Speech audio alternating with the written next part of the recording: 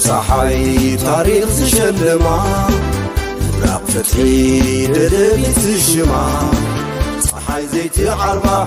كل شعن بهو راي سمت كالميديا ددبيت النهو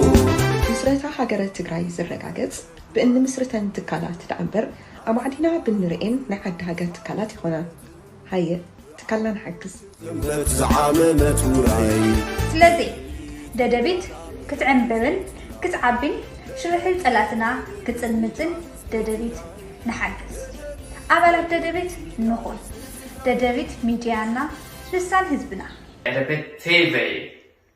بعود كخمدت زعامة وراي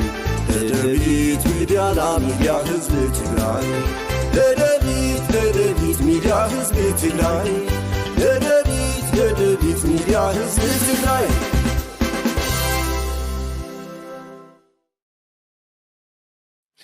سلام تعني هبلي كبرات بيت سب ددبيت ميديا كمون تخاتلتي مدب كواخم نواخم ببزلهم عدي ساعات وقطاطرا سلام كتكون لنا منه ددبيت ميديا والساعات زين نقربو مدب كواخم نواخم حيزنا قريبنا لنا سنة صنيحكم مدلواتنا خطكافلو عدمناي نايلوم مدبنا خمتو تريقوا زلهم مشتراوي أخيباتات بزحات يوم تغيرهم كابزيوم اتوم وسنت زبهالون بزعبا حزب تግራይ ተዘተ የሎምን ፈሊና ክነቅርቢና ከምኡውን ዝተፈላለዩ ሓበሬታታት መላእ ትግራይ ካብቲ ሓደ ጫፍ ናብቲ ሓደ ጫፍ ዘይተሰምዑ ከምኡውን ብዛዕባ ትግራይ ኣብ ዝኾነ ይኹን ከባቢ ዝተዘረቡን ዝተገበሩን ክነቅርቢና ሕዝውን ምሳና ፀኒሕኩም ምድላዋትና ክትካፈሉ ዕድመና እዩ ፈላማይ ምድላውና ቀድመ ምጅማርና ሓንቲ ትርጉም ዘለዋ ክሊፕ ክጋብዘኩም ንጋዜጠኛ ጌታቸው ገብረ ህይወት ብልቢ እንዳመስገንኩ እዚኣ ክጋብዘኩም እዋናዊት እያ ዘሎ ኩነታት ብደንብ ጌራ ትገልጽ እያ ሰማዕታትና እቶም ትግራይ ትስዕር እንዳበሉ ንሕና እንተተሰዊእና ብድሕሬና ዘሎ ናህና ሓደራ ኣብ ጫፍ ከብፅሕዩ ኢሎም ንዓና ኣሚኖም ነቲ መንእሰይ ወለዶ ኣሚኖም ነቱ ተሰዊኦም ዘድሓንዎ መሪሕነት እውን ኣሚኖም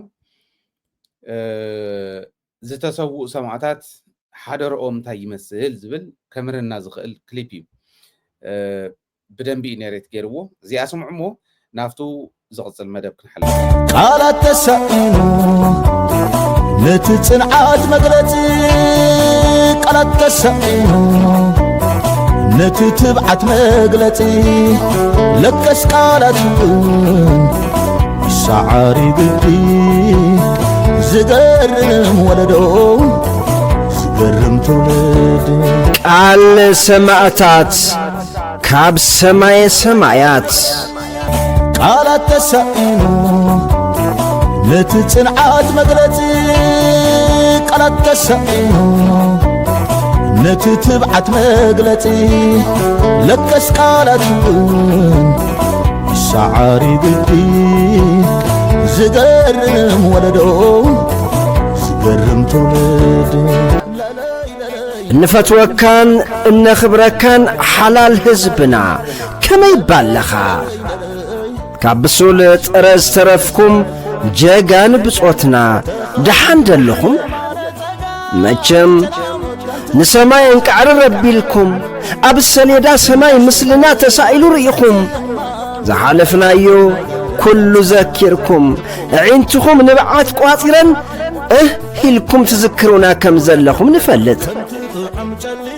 ንሕና ስዋኣትኩም ንቕኑዕ ዕላማ ብኽብሪ ምስዋእ ልዕሊ ምንባር ይብልና ንስለ ዓድናን ህዝብናን ግንባርና ንዓረር ሂብና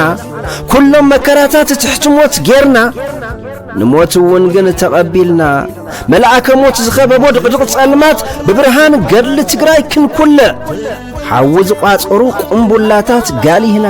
ዝስገር ዘይመስል ደለሃመት ተሳጊርና ሰማይ ዝተንከፉ ውንጡሓት ኣኽራናት ኣብ ዝባኖም ደይብና ኣብ ዝባና ደመና ሓውን እናሰረበ ጉልባ ዕምብሮኦም ቀሊዕና ህድርና ዘይትዕብር ጀግና ህዝብናን ጽኑዓት ተጋደልትን ከም ዘለኽሙና ኣሚንና እናተሓጐስና ከምስና በልና ተሰዊዕና ንሕና እንትንስዋዕ ብዘይ ስርዓት መግነዝ ሓመድን ትንድበ ንውሽጢ ነቢዕኹም ዝኣተኽሙልና ቃልስ ደጋጊምኩም እናዘከርኩም ትፈጽምዎ ደለኹም ህዝብና ጀጋኑ ተጋደልትና ንሕና ብኣካል ኢና ተፈኒናኩም እምበር መንፈስና ኮምሳኹም እዩ ዘሎ ትማሊ ወርድ ብዝነበረ መዓት ከይተሰኰንኩም ንዕስለ ጸላእትኹምን ዝዓጠቕዎ ዘመናዊ ቴክኖሎጂን መኪትኩም ኣብ ዝኾነ ዓድን ዘመንን ዘይተረኣየ ጽንዓትን ጀግንነትን ኮይኑ ኣብ መዝገበ ታሪኽ ዓለም ብወርቃዊ ኸለም ክትጸሓፍ ዝገበርኩም ህዝቢ ምዃንኩምስ ትፈልጥዎ ኣለኹም ዲኹም ኣፍቲ بمسواتنا نحبنا ناي مختم عرافكو علم بعلما بمريتن بسماين تخبيبو أوسن بوتا تعاطيو بس كل معات هت وزي فتحن زي بركخن حيا الهزبي منيو إلى اختحاتت زقبركم جاقان مخانكموس تستبهلوا لدو حلال هزبنا جاقان بصوتنا تمالي جونوسايداو كونات مزعوجلنا حيلتات صنتت قطيمنا قبل حجاف نايت حزباو كونات تسلفنا سفرن قطرن زيبلهم زمناوي عتقز تعاطو ناي وشتن ناي دغن شيشول فنتاويان صلاتي بزغرم صنعاتن جغننتن كنمكتوم ينايلنا بحزبنا محلنا كخفل زغبو كل عينت واغا خفيلنا تግራይን ትግራዋይ መንነትን ቅድሚት ሰሪዕና ወደ ዓውጽ አገማትና ተጻዊርና ዝነበረና ውልቃዊ ህይወት ድሕረ ህላው ህዝብ ትግራይ ሰሪዕና መስዋዕት ኸፊልና እሞ ጻማ መስዋዕትና ኩሉ ሕድርታትና ይፈጸመለዶ ትብሉ አይመስለናን ዓላል ህዝብና ሐየት ሰራዊትና حزون دقاقيمنا خنقركم نغتصالي سلاماو قال سن عواتكم من حدنتكم من السرد تنبرو قالكم حديثكم كساب حزز ترأيو قدفتات أريمكم نعمل عوات زا السقاقر قعزو حدنتاوز نعاتكم عطعيتكم نقدمت مرشو نابلعول سلاماوي قال سن عواتن زا السقاقر ونن حرانن يهالكم كلهم عقمتاتكم نمرققات قزعاتاو حدنتكم هلاوهم من علوهم حازوان بصنعاتكم من سلاماوي قالسكم زيت سقر وفتنا يهلن قندما حادخنو حبرو هزبكم خبرو ببلك كالخ عكا كي تقراكم ما انتهم كمز تسوعنا نذكركم اتعان بهدا معبلت تقراي كترؤنا قالتو حاضران بلكم قالنا أيو قال سماعتات كاب سمايا سمايات بقعدت ما توار زي الدانة أنا نهو زي بالمسلين ዝገርምዩ ብርግፀኝነት ሰማዕታት ትግራይ እዚሁ ከም ዝኾን ቃሎም አይጠራጠርም እቱ ሽንጥሮን ገደልን ተሸኪሞም እንተይተረፈ ዘውፅዎ ህይወቱ ካብ በላዕቲ ዘድሓንዎ መሪሕነት ከምቱ ኣተሓሳስባ ናይቲ ህዝቢ ቃል ሰማዕታት ከይንጠልም ኢሉ እንተዝኸይድ ነይሩ ብርግፀኝነት ቃል ሰማዕታት ተኸቢሩ መበል መሪሕነት ትግራይ ግን ቶም ዝኸድዑውን እቶም ዘይከድዑ ዝመስሉ ኣብ ውሽጢ ኮይኖም ዕንቅፋት ህልውናና ዕንቅፋት ናይ ምስግጋር ከይድና ዝኾኑ ግለሰባት እውን ይልክም እዩ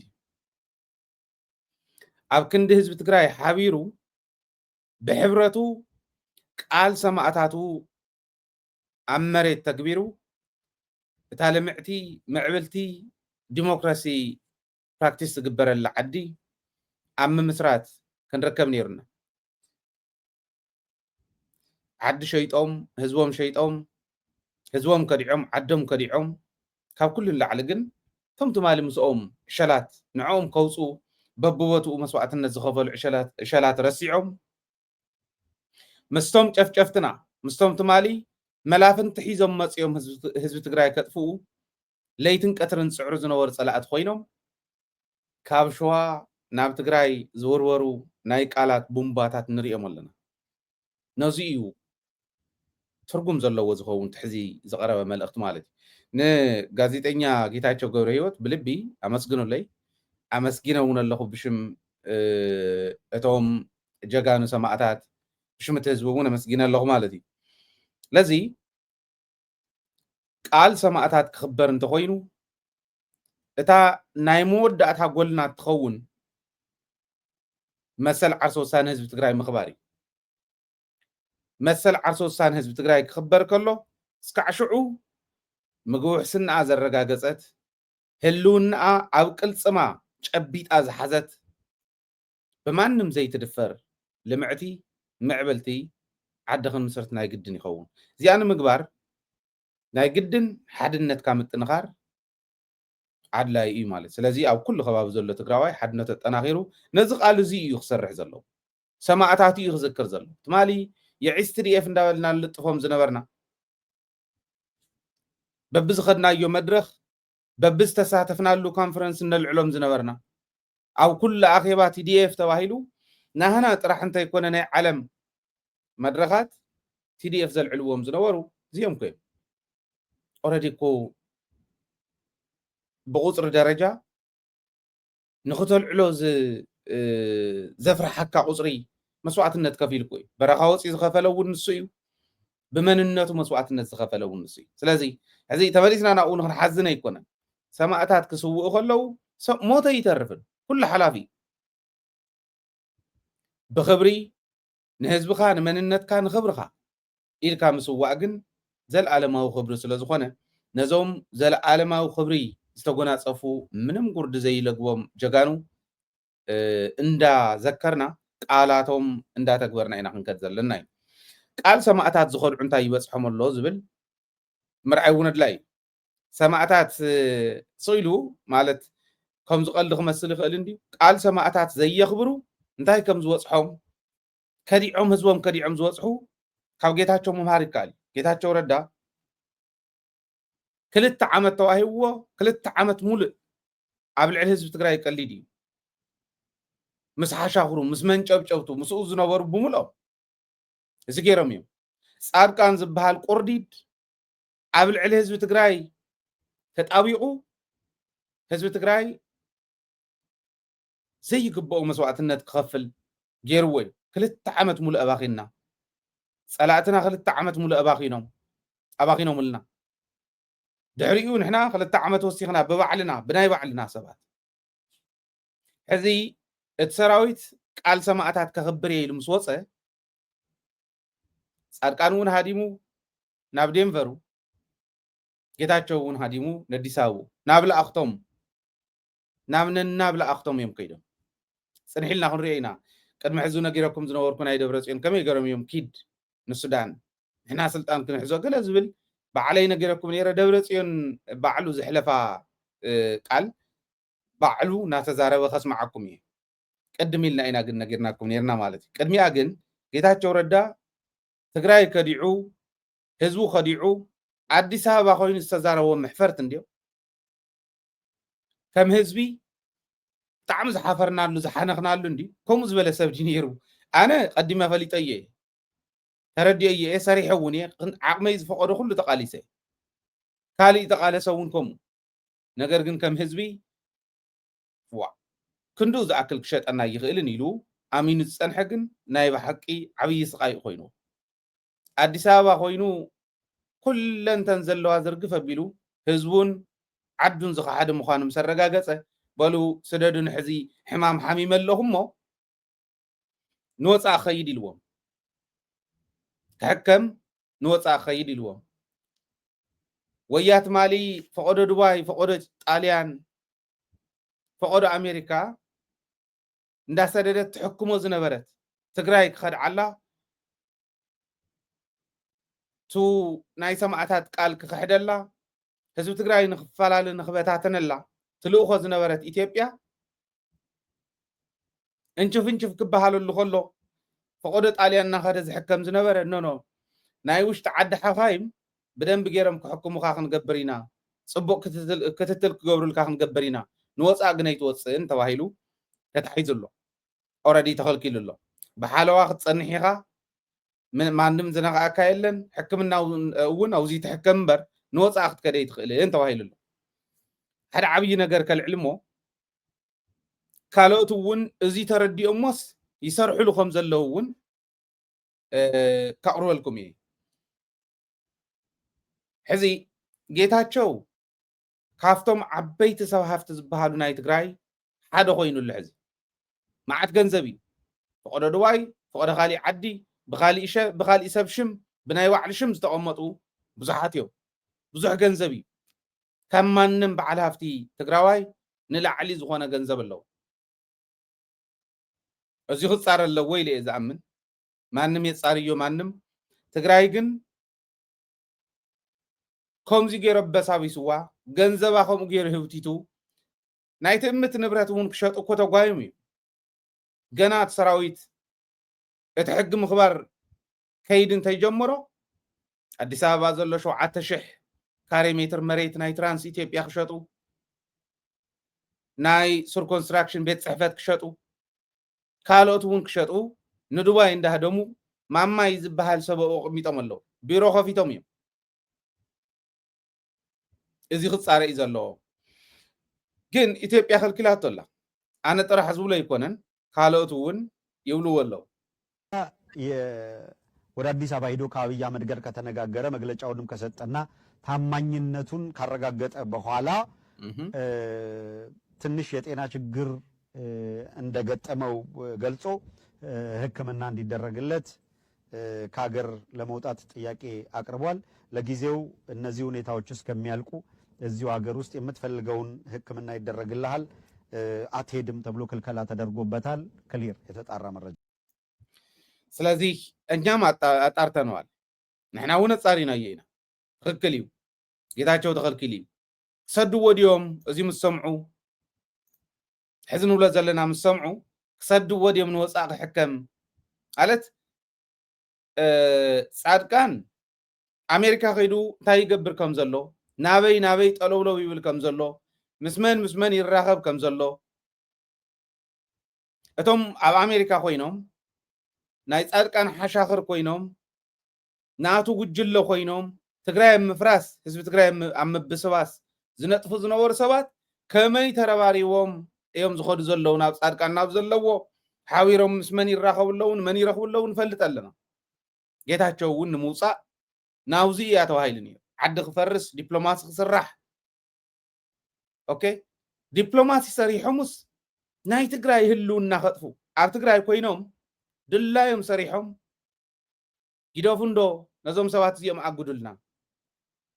ጊደፉንዶ ነዞም ሰባት እዚኦም ፍለጥዎም ህዝቢ ፍለጦም እንዶ እንዳበልና ፀኒሕና ኢና እዚ እንዳበልና ፀኒሕና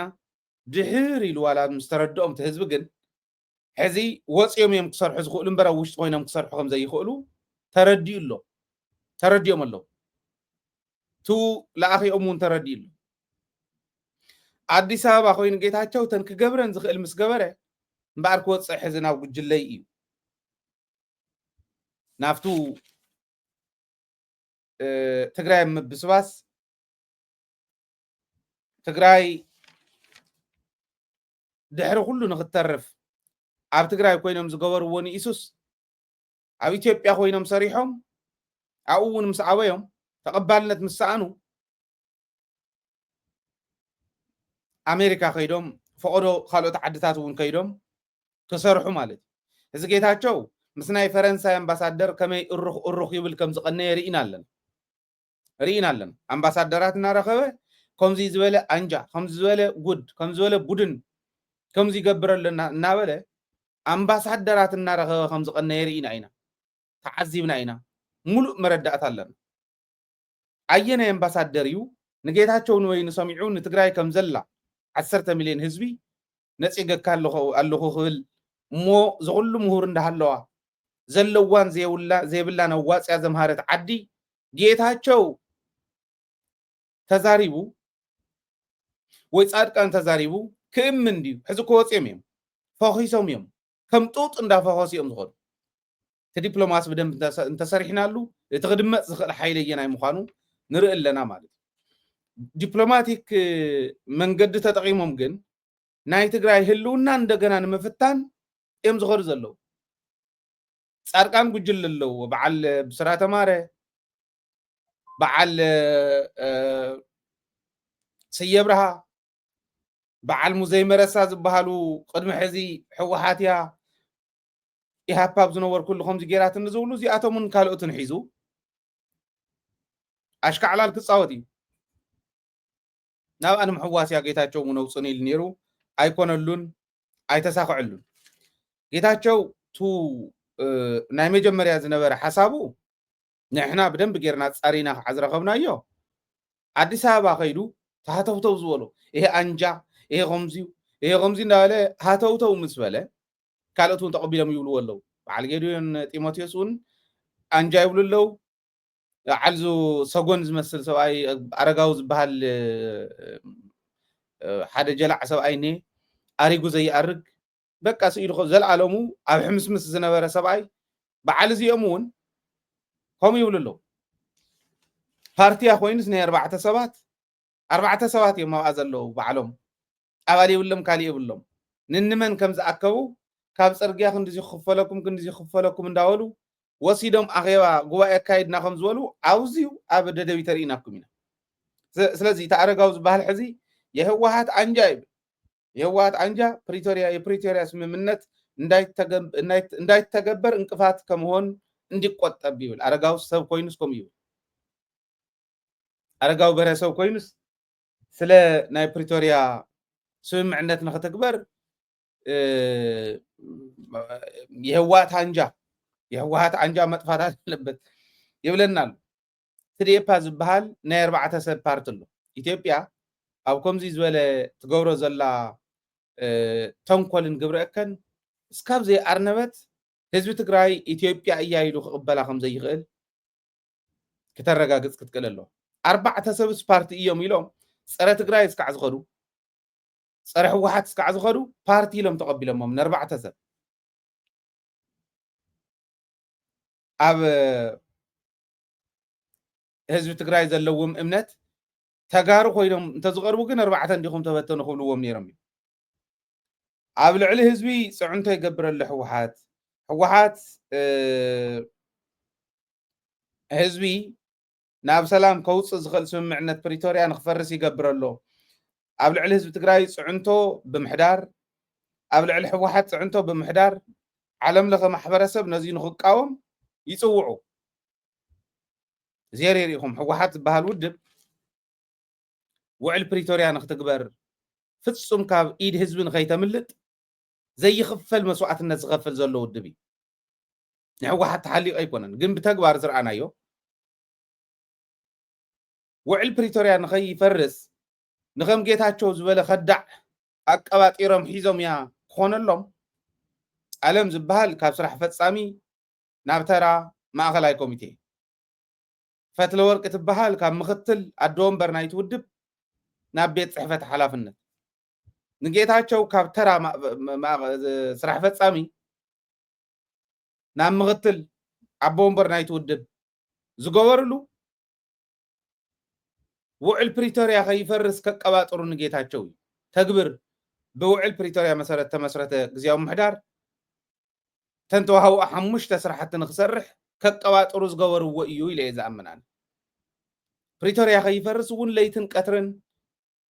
يزرارولو مستو مدرادرتو مالت عينا يودبي بريتوريا نخفرس غيرو ازيو ያው ንፈልጦ ስለ ዝኾነ እንርድኦ ስለ ዝኾነ ንምንታይኮም ይገብሩ ስለ ከምዘለው ንርድኦ ስለ ዝኾነ በቱ ንርድኦ መጠን ተተቃሊስናዮም ጽዋሕን ጎ ከምታ ንጌታቸው ሕዚ ዝኹሉን ቹፍንቹፍ እዚ ኩሉ ከም ንጉስ ተንከባኺቦም ዝሕዝዎ ዝነበሩ ብዝኾዶ ዊስኪ ዝወርደሉ ብዝኾዶ ናይ ኣወዳይዶ ናይ ግዛዕድ እንዳተባሃለ ጫት ዝመጸሉ ዝነበረ ሰብ ሕዚ ሕክምና እውን ንሕክምና ኢሉ ከልዕል ከሎ فقد دبي فقد طاليان سدو زنور بقى اب هاجر وشتي خا تحكم توحيدل ازي نخلو بصحي كلهم تم بانداتات كوينهم عدومن ህዝቦምን ዝخحዱ ዘለው እዚኦም ዝወጽሖም ምንም ጥርጥር የብለኝ ስለ ጌታቸው ጥራህ እንተ ይኮነ ስለቶም ከዲዖም ዝኸዱ ኩሎም ጸላእቱን ተረዲየሞም ንሕና ጥራህ ይኮና ጸላእቱን ተረዲየሞም ንጌታቸው ከዓ ተረዲየሞስ እንታይ እንዳውረዱ ሊኦም ሒዞም ዝኸዱ ነይሮም ጸረ ህዝብ ትግራይ ንኸደሎም ዝብል ካብ ኢትዮ 360 ላዕሊ አጽቢቁ ዝገለጸ የለ ፊትም ከመቀሌ ዩኒቨርሲቲ እንዲባረር ያደረገው መጠጥ ጫትና አረቄ ነበር። የእውነት ነው የምናገረው። ትልቁ ፈተና የእውቀት ችግር አይደለም ያለበት። ጠዋት ሲመጣ አይኑን እየዳጠ ነው። አሁን ቢቢሲ ኢንተርቪው የሚያደርገው ላይ ብታዩት አጋሩን አረቄ ላይ እንደነበረ ከቃለ መልሱ ላይ የምታዩት መጠጥ ላይ ያደረ ፊት ያስታውቃል። ፈተናው የሱ ይሄ ነው። ዊክ ጎኑ ሰው ተመልሶ ቆላተን ቤን መሄድ ተመልሶ የሆነ ነገር ውስጥ መግባት ለጌታቸው ረዳ ከባድ በህይወቱ አይቶ የማያውቀውን ቻሌንጅ ያየበት ወቅት ነው ባለፈው። ስለዚህ ስካይላይት ላይ ውስኪ ያማረጠ የጠጣ እንደፈለገ ፈታ የሚል ሰውዬ በማናቸው መልኩ እዛ ህዝብ ተጎድቷል ብሎ ሌላ ነገር እንዲያስጨንቀው አልፈቀደም። ሎክ ዛሬ ካሉ አበይት ዜናዎች መካከል አንዱ ጌታቸው ረዳ ግብግብ እያለ ታገልለታለሁ ሲል የነበረው የትግራይ ህዝብ ዩኤስኤድ ድርጅቱ በመዘጋቱ ምክንያት ስራ በመቋረጡ ምክንያት 1 ሚሊዮን የትግራይ ተወላጆች ሎክ 1 ሚሊዮን ሶፋር ለትግራይ ተወላጆች የእርዳታ ምግብ ሲያቀርቡ የነበሩ ድርጅቶች 100% ዛሬ ስራ ቆመዋል። 100% ለ1 ሚሊዮን ሰዎች ምግብ ፕሮቫይድ ሲያደርጉ የነበሩ የዕለት ምግብ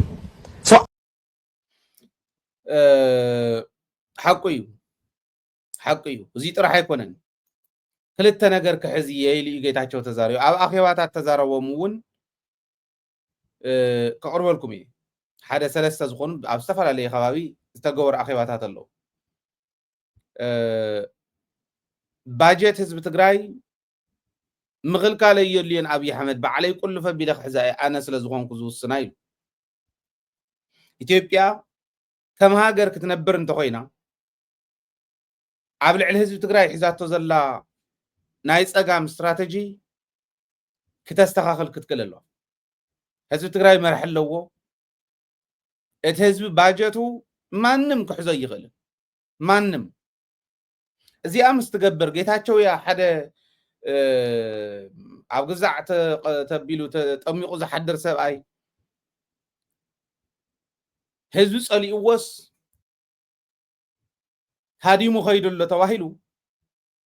ባጀት ህዝቢ ትግራይ ሒዛ ህዝቢ ትግራይ ከሳቂየ ምስ ትብል ኢትዮጵያ ውድቀታ ሽዑ ዝጅምር እምበሪሉ እዩ ናይ ረድኤት ትካላት እውን ጠጠው ንኸብላ ኣብኡ ኮይኑ ይፅዕር ኣሎ ምስ ናይ ፈረንሳይ ምስ ናይ ግዛዕ ኣምባሳደራት ዝኸደሉ ዝነበረ እዚ እዚአን ኩለን ክስራሓለን ክኽእል ኣለዎ ኣብ ትግራይ ዘለዉ መራሕቲ ይኹን ኣብ ደገ ዘለዉ ምሁራን ይኹን ኣመራርሓ እዚና ክንሰርሕ ዘለና ናይ ረድኤት ትካላት ሎሚ በፂሐን ጠጠው ዘብላሉ ምክንያት የለን ተሓደ ኣነ ዝኣምነለዉ እንተ ንሰርሕ ነርና ሪኹም ሓደ ሰብ ደጎል ዘለዎ ወይ ክልተ ገዛ ዘለዎ ጾሙ ክሓድር ከም ዘይኽእል ኣነ ኣምን እየ ዓለም መሊሳቶ እያ ሳይንስ መሊስዎ እዩ ጉዳይ እዚ ምግቡ ሕስናና እንተነኣሰ ከብድና ዓንጊልና ምሕዳር ይከኣል እዩ ዘርኢ ኢኻ ትደሊ ዘርኢ ናይ ሰላጣ ዘርኢ ናይ ቆስጣ ዘርኢ ናይ ቅንጥሻራ ከምዚ ዝበለው ገዛ ክተፍርዮም እትኽእል ብሓንቲ ጀሪካን ማይ ሙሉእ ፋሚሊ ሓንቲ ጀሪካን ማይ ፐርደይ ብድሪፕ ብጠብታ ብከምዚ ዓይነት ናይ ገዛ ምህርቲ ኣብ ገዛኻ ክተፍሪ ትኽእል ኢኻ ይከኣል እዩ እቱም ሰብ እዚና ክንሰርሕ ዘለና ካፍተን ናይ ረድኤት ትካላት ነፃ ክንወፅእ እንተኮይና ኩሉ ግዜ እንዳለመንካ ምስ ትነብር እቲ ዝተኽበልካ ዝኣዘዘካ ክትገብር ግዴታ እዩ ካብ ትካቦ ነፃ ዝኾነ ካብ ትካቦ ዝወፀ ማሕበረሰብ ከልወና እንተኮይኑ እዚና አንደርስታንድ ክንገብር ዘለና ጌታቸው ረዳ ናፍቲ ኣወፂ ጻድቃን ናፍቲ ኣወፂኡ ዝቁልፈን ረድኤት ሒስካስ ህዝቢ የመሓድር ኣለኹ ክትብል የብልካ ክንዓሞ ዘለና ዓብይ ዕማም እዚ እዩ ምግቢ ውሕስናና ነረጋግፅ ናብ ካሊእ ኣይንኺ ሓምሊ ቀቂሉ በሊዑ ዝሓድር ሕብረተሰብ ክህልወካ እውን እንተ ጌርካ ካብኡ ዝጅምር አልሙዶ ወላ ሙዶ እዚ እሞ ድሕሪ ብቐሊሉ ክፍታሕ ዝኽእል እዩ ካሊእ ማለት እዚ እዩ ጌታቸው ሓሲብዎ ዝነበረ አዲስ አበባ ከይዱ ትዝሃቦ ናይ ድንቁርና መግለፂ ብፆቱ ትማሊ ከምኡ ምስኡ በረኻ ወፂኦም ከም ናይ ፅድያ ቆፅሊ ጠውዚዞም ዝተመለሱ ሓያል መስዋዕትነት ዝኸፈሉ እቲ መከራ ብምልኡ ካብ ዝጀመረሉ እስካዕ ዝውዳእሉ እስካዕ እቲ ናብ ዓዲ ዝኣትውሉ ናብ ወንበሮም እስካዕ ዝምለስሉ ዝነበረ ግዜ መስዋዕትነት ዝኸፈለ ብፃዩ ኸዲዑ እቶም ንዕኡ ክብሉ ሓቁ ሃብታሙ ዝዛረብ ዝነበረ ተወሊፉ ኣብ ሒዋና ከባቢ ይመስለኒ በቃ ቢራ እንተዘይምፃኹም ለይሉ ቢራ የለን ኣብዚ ዓዲ ምስ ተባህለ በለ ስዋ ዋላ ይኹን ኣምፁ ለይሉ ስዋ ክሰቲ ኣትዩ ንዕኡ ከውፅኡ መስዋዕትነት ዝኸፈሉ ጀጋኑ ብዙሓት እዮም ክንድዚ ዝኣክል መስዋዕትነት ዝኸፈልሉ ኸዲዑ እዩ መግለፂ ሂቡ ዘሎ እሱ ክህብ ከለኹት መግለፂ ትናቱ ሓሳብ ዝነበረ ጠቕላላ ህዝቢ ኢትዮጵያ ከምቲ 95 ዝተባህለ ሆ ኢሉ ኣብ ልዕሊ ትግራይ ክወርር እዩ ኣብ ልዕሊ ትግራይ ክለዓል እዩ ንህዝቢ ትግራይ ንመሪሕነት ትግራይ ንሰራዊት ትግራይ ተንበርኪኹለይ ከይደ ኣነ ንጉስ ናይቲ ዓዲ ክኸውን እየ ውልቀ ምልክ ከረጋግፅ እየ ነይሩ እዚ ናቱ ዝነበረ ናቱ ኣተሓሳስባ ከም ምዃኑ ትሒዝዎ ዝኸደ ኣተሓሳስባ እቲ ዝገልፀሉ ዝነበረ ቶን ንሱ ምዃኑ ንምርድኡ ቀሊል ንማሕበረሰብና ንሕና እንታይ ጌርና ተወሰኑ ሰባት ናብ ከተማ ሰዲድና አዲስ አበባ ተወሰኑ ሰዲድና እቲ ህዝቢ እንታይ ይብል ኢልና ኣረጋጊፅና እቲ ህዝቢ ዋዕ ኣታ ክንደይ ከመይ ዝበለ ወራዳ እዩ ትማሉ ዝኩሉ በረኻ ኮይኑ ሃተውተው ዝብል ዝነበረ ሰብኣይስ ከምዚ ኣገሩ ህዝቢ ይኸድዕ ንህዝቡ እኳ ዝኸድዐ ንኢትዮጵያ ክኾና ይኽእልን ከምዚኦም ዝበሉ ሕዚ ክግለሉ እዩ ዘለዎም እዩ ዝብል መብዛሕትኡ ከምዚ ዝብል የዒስ ዝብል የለን የዒስ ዝበለ ኣብ ስልጣን ዘሎ በዓል ዳንኤል ክብረት በዓል ገለ እዩ ኣብይ ኣሕመድ እኳስ ኣፍታ ዝሃደመላ ግዜ ንክልተ መዓልቲ ዝኣክል ብተኸታታለ ኣይረኸቦን ድሕሪኡ ዘሎ ከረኺብዎ ዶ ይረኸቦን ኣይረጋገፅናን እምበር ድሕሪኡ እውን ዝረኸቦ ይመስለኒ ንክልተ መዓልቲ ብተኸታታለ ግን ክረኽበካ እንዶ እንዳበሎ እንዳሃለወ ኣይረኸቦን ዓበይቲ ሰበስልጣን እውን ኣይረኸብዎ ናይ ኦሮሚያ ፕሬዚደንት ሽመልስን ሓደ ግብረ እከ ዘሪሁን ተሾመ ዝበሃል ፀረ ህዝቢ ትግራይ ዘይተፈለጠሉ ኣብ ጎኒ ትግራይ ኮይኑ ትግራዊት ስለ ተመርዓወ ሚሚ ስብሃቱ ትበሃል ኣብ ጎኒ ትግራይ ኮይኑ ትግራይ ንክትፈርስ ብሓንካሸ እንዳፍረሰ ዝሓድር ዘሪሁን ተሾመ ዝበሃል ግብረ እከሉ ፍለጦ ትግራዋይ ኩልኻ ሰብኣይ ዚን ሓደ ናይ ኦሮሚያ ፕሬዚደንትን እዮም ረኺቦሞ ከምታ ሃፍታሙ ዝበላ ኣብ መስተ ጠሚቖም መሓዲሮም ኣብ ኣጥሊቖም መሓዲሮም ወፂኡ እንታይ ከም ተዛረበ ርኢነ ካብኣቶም ወፃኢ ግን ማንም ዋጋ ሂቡ ዝረኸበ ሰብ የለን ኦረዲ ተረፊት እኮ ካብ ህዝቢ ትግራይ ተነፂሉ እኮ ህዝቢ ትግራይ ሒዝካ እዩ ጅግንነት እምበር ካብ ህዝቢ ትግራይ ምስ ትንፀል የለኻን ዝበልናዮ ነዚ እዩ እዚኣታ ንጌታቸው ዝገጠመቶ እንታይ ወረዶ ዝብል ህዝቢ እዩ በዚሑ ዘሎ ማለት እዩ ንዕኡ ተቐቢሉ ኣብ ናይ ግዝያዊ ምሕዳር ፕሬዚደንት ኮይኑ ክቕፅል ዝኽእል ሰብ ካብ ጌታቸው እንታይ ክመሃር ከም ዘለዎ ትሕዝብሎ ዘለኹ እዩ ካብ ህዝቢ ትግራይ ምስ ትንፀል የለኻ ናይ በዓል ዮሃንስ መንጋግ ጅግንነት እኮ ናተ ዘመረሉ ይመፅኡ ናይ በዓል ሳሞራ ጀግንነት እናተዘመረሉ ይመጽእ ሳሞራ ሽሙ ሕዚ ባንዳ እያ ጻድቃን ሽሙ ባንዳ እያ በዓል ዮሐንስ ገብረ መስቀል በዓል ትገመር ከም ገመር ተጎሊቱ ከምዚ ኢሉ መግለጽ ዝበና አብርሃም ዝበሃል ቆልዓውን ካብ ባንዳነት ዝሓለፈ ሽሙ የብሎም እዚኣቶም ህዝቢ ትግራይ ሒዞም ኣብ ጎኒ ህዝቦም ጠጠው ኢሎም ንህዝቦም ተቃሊሶም ተዝኾኑ ኸ እቲ እንዳዘመርናሉ ዝመፀና እንተይፈለጥናዮም ነተዘመረሎም ጌታቸው እውን ሓዊሱ ካብ ህዝቢ ትግራይ ክንጸል ከለኻ ግን እቲ ዝልእኸካ ዝነበረ እውን እዩ ዝላገጸልካ ሕዚ ጌታቸው መቐለድ ኮይኑ ትርእይዎ ኣለኹ መቐለድ ኮይኑ ኮሜዲ ዝኾነ ነገር የምፁ ወይ ዝኾነ መስተብ ቅድሚት ድርድር ረቢሎም ጫት ቦዜት ሒዞም ባምቡላም ሲሎም ይስእልዎ እንታይ ሞ ዘይተገበረን ጌታቸው በቃ ታዘላቶም ዓቕሚ ናይ ህዝቢ ዓቕሚ እውን ድጋፍ ገይሮም ህዝቦም ከየገልግሉ ናብዚ ደረጃ እዚ ክወርዱ ከለው ከመይ ከም ዝብሎም ተሎ ፀላኢ ብደንብ ክንርዳእ ክንክእል ኣለና እዚ ወዲ ወረደ ካብዚ እንታይ ይምሃር ወዲ ወረደ ተቐባልነት ረኺብሎ ዝብል ጽቡቕ ማለት ግልጽ ዝኾነ መረዳእታ ኣለና ኦልሬዲ ፕሬዚዳንት ኮይኑ ናይታ ግዝያዊ ምሕዳር ከሳግራ ዝኽእል ሰብ ንሱ እንተኾነ ኸ ዝብል ሕቶ ቀሪቡሎም እዩ ህወሓት እውን ከም ዘይነፀገቶ እዩ ዘለና መረዳእታ እስካዕ ሕዚ ዘርኢ ለዚ ካብዚ እንታይ ይምሃር ካብ ህዝባውነት እንተወፂኻ ዝነበረካ ሌጋሲ እውን ኩሉ ተላሒፁ ከም ዝኸይድ ክትምሃር ክትክእል ኣለካ እዩ ካሊእ ናፍተን ኣኼባታት ንኸይድ ኣብ ዝሓለፉ 2 መዓልትታት 4 ኣኼባ ተኻይዶም እዩ ኣብ ኣዲስ ኣበባ ቁፅሪ 1 ጌዲዮን ጢሞቴዎስን ጌታቸው ረዳን ዝኣከብዎ ብእንግሊዝኛ ንኣምባሳደራት ዝሃብዎ መብርሂ ኣብዚ ትማል ገሊፀ እየ እዚአን ሓዝወን ብደንቢ ክንሰርሓሉ ስለ ዘለና ትማል ገሊፀ እየ እንታይ እዩ ሳቶም ዝበልዎ ህወሓት ዝበሃል ፕሪቶሪያ ንኽፈርስ ይገብረሎ ህወሓት ዝበሃል ግዝያዊ ምሕዳር ንኸይሰርሕ ይገብረሎ ጌዲዮን እውን ወሲኹ መረፃ ቦርድ እውን ጉባኤ ግበር እንተበሎ እምብለ ኢሉ ንሕና ብቐረባ ንከታተሎ ኣለና እዩ እዚ ዓባይ ሕቶ ምልክት ነቕምጠላ ኢለ ኢትዮጵያ ሸላኹ እንተረኺባ ንትግራይ ክተጠፍእ ዓይና ክትሓሰይ ትኽእልን ናይ ለይትን ቀትርን ሕልሞም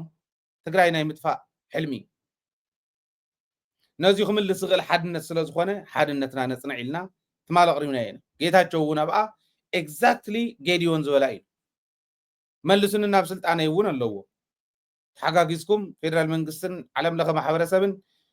ሓጊዝኩምኒ ነዚ ውድብ እዚ የጥፍየ ገለ ይብል ትውድብ ባዕሉ ዘውፅኦ ምዃኑ ንምንታይ እዩ ዘርስዕ ይንዕቁኑ ዶ ይኾኑ ዶ ይብልን እዩ ዝብል ሕቶ ኣለና ከመይ ንዕቆሞ ይኾኑ ዞም ኣምባሳደራት እዚኦም ህዝቡ ፀሊኡ ህዝቡ ክሒዱ እቲ ዝመደቦ ዝወከሎ ውድብ ክሒዱ ንዓና እንታይ ይብለና ኣሎ ከመይ ዝበለ ደንቆሮ እዩ ከም ዝብልዎ ኣይጠራጠርን ስለዚ እዚ ሓደ ኣኼባ እዩ ነይሩ ነዚዩ ዲፕሎማሲ እንዲኦም ከበላሽው ዝኸዱ ዘለው ናይ ዲፕሎማሲ ጉዕዘና ኣብ ወፃእነ ውሽጥን ዘሎ ማሕበረሰብና ሓደ ኮይኑ ዲፕሎማሲ ናይ ትግራይ ብኸመይ ዓይነት መዋቕር ክዋቐር ዘለዎ ዝብል ብደንቢ ክንሪኦ ክንክእል ኣለና እዩ ትመልሱ ኣብዚ ንስራሕ እቲ ካልኣይ ኣኼባ ዝነበረ ኣዳነች ኣበቤን ጌታቸውን ዝኣከብዎ እዩ እዚ ንሰብ ሃፍቲ ትግራይ እዮም ኣኪቦም ተጋሩ ኮይኖም ሰብ ሃፍቲ ኣብ ኣዲስ ኣበባ ዘለው ኣብ ካልኦት ከባቢታት ኢትዮጵያ ዘለው ፀዊዖም ካልኦት ክንድግፈካ ኢና ዝብልዎን ጌታቸው እውን ፀዊዖም እዮም ኣኪቦም ኣብዚ ዶክተር ሃና የሽንጉስ ትበሃል ናይ ኣዳነች ኣበቤ ኣማኻሪት እውን ተረኺባ እያ ባይዘወይ ካብ ኣዳነች ኣበቤ ንላዕሊ ህዝቢ ትግራይ ንክጠፍእ ናይ ኣዲስ ኣበባ ምሕዳር ክንዲ ዝኽእሎ ንክገብር ካብ ዝሰርሑ ሰባት ሃና የሽንጉስ ትበሃል ሰበይቲ ኣላቶ ካልኦት እውን ኣለዉ እንታይ እዮም ኢሎም ኣብዚዩ ተጋሩ ኮይንኩም ሰብ ሃፍቲ ብገንዘብ ሓግዝዎ ንጌታቸው ገንዘብ ሃብዎ እቲ ገንዘብ ናዕቢ እንዳላዓልካ መንእሰይ ትግራይ መሳርሒ ናዕቢ ክኸውን ንዓብ እንዳልዓልካን መንእሰይ እንዳተኸውካ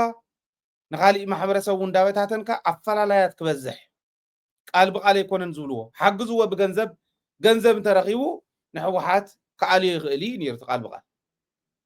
ባዕሉ እውን ከምዚኣ እዩ ኣየናይ በዓል ሃፍቲ ትግራዋይ እዩ ትግራይ ንክትፈርስ ኣግባብ ብዘይብሉ ብገንዘብ ብኻርዲ ኣይኮነን ህዝቢ ብኻርዱ ብድምፁ ብድልየቱ ዝመረፆ ምምሕዳር ንክህልዎ ኣይኮነን ገንዘቦም ተጠቂሞምስ ነህዝቢ ትግራይ ንክብትኑ እዮም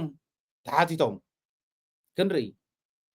ክንዱ ዝኣክል ዝደንቆረ በዓል ሃፍቲ ትግራዋይ እንተሃልዩ ዋላቶም ደገፍቲ ጌታቸው ዝነበሩ እውን ሕዚ ክርድኦም ኣለዎ እንተ ነይሮም ማለት እዩ ሓደ ክልተ ዝኾኑ ሰብ ሃፍቲ ነይሮም ኣነ ዝፈልጦም ክርድኦም ኣለዎ ክምለሱ ኣለዎም ሰብኣይ እዚ ዋ ይህጊርና እኮ አዲስ አበባ ከይዱ በተን ጭፍጭፋና ዝነበራ ሚድያታት መግለፂ ክህብ ከሎ ሽዑ ዘይቀውፆ ሰብ እንተሃልዩ ዓርሱ ክቐብፅ ክኽእል ኣለዎ ስለዚ ኣኼባ እዚኣ እዛ ናይ ኣዳነች ኣበቤን ናይ ጌታቸውን ሰብ ሃፍቲ ንጌታቸው ሓግዝዎ እሞ ንሕወሓት በቲኑ ንህዝቢ ትግራይ በቲኑ መናእሰይ እንዳታለለ ናዕቢ ብናዕቢ ክገብራ ትግራይ ሰላም ትግራይ ከኽብር መንእሰይ ገና ዕሸላት በረኻ ወፂኦም ሕጂ እውን ብቁርን ብሙቐትን እንዳተፈራረቆም ለይትን ቀትርን ትግራይ ሓሳቦም ገይሮም ሓዶም ነፃ ከውፁ ኣብ ዝቃለስሉ ከም በዓል ጌታቸው ዝበሉ ገበተ ካፍቲን ገንዘብ ገቢቶም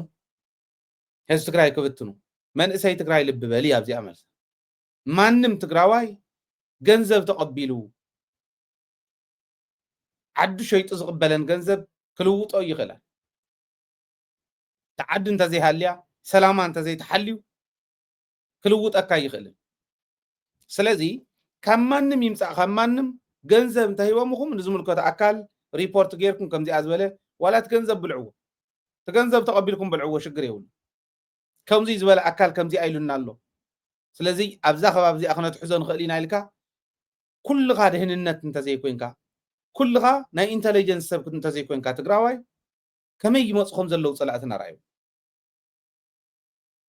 ኦኬ አዲስ አበባ ዘሎ በዓል ሃፍቲ ተገዲዱ እውን ክህብ ይኽእል እንዲ ተሓዲጉ ተመንጢሉ እውን ክህብ ይኽእል እንዲ ክህብ ከለኹ እንድዚአን ሂበ ኣለኹ ተሓዲገ ተገዲደ ክነብር ስለ ዝደለኹ እንድዚአን ሂበ ኢሉ እውን ዋላ ንዝምልከተን ተነጊሩ ንዓና እውን ተነጊሩና ንሕና ንዝምልከቶ ብውሽጢ ክንሕልፎ ንኽእል ኢና እንታይ ክገብሩሉ እዮም ዝኸዱ ዘለው ዝብል ተቐበለ ገንዘብ እውን ተን ገንዘብ ተቐቢሉ በሊዑ ዋላ ንዓና እንተነጊሩና ንዝምልከቶ ክንነግር ንኽእል ኢና ንዝምልከቶ ተነጊርዎ እውን ከምኡ ከምዚኣ ጌርና ዓድና እንተዘይሓሊና ይኽሰሩ ኢትዮጵያ እኮ ብዙሕ ገንዘብ ከሲራ ንጌታቸው ወይ ትወፅን ኢላ ሒዛቶ ዘላ እኮ ክትፈርዶ እውን ትኽእል እያ ባይዘው ክትፈርደሉ ትኽእል እያ ተመውዝ እኒው ባንዳታት ብምልኦም ገንዘብ ኢትዮጵያ ዝበልዑ ኣጀኹም ትግራይ እኮ ክንብትን ኢና ሕወሓት ክነፍርስ ኢና ኢሎም መዓት ገንዘብ ዝበልዐ ጌታቸው እውን ሓዊሱ ጻድቃን እውን ሓዊሱ ካልኦት እውን ኣብኡ ዝኒው እዞም ሰጎን ዝመስል ሰብኣይ እውን ሓዊሱ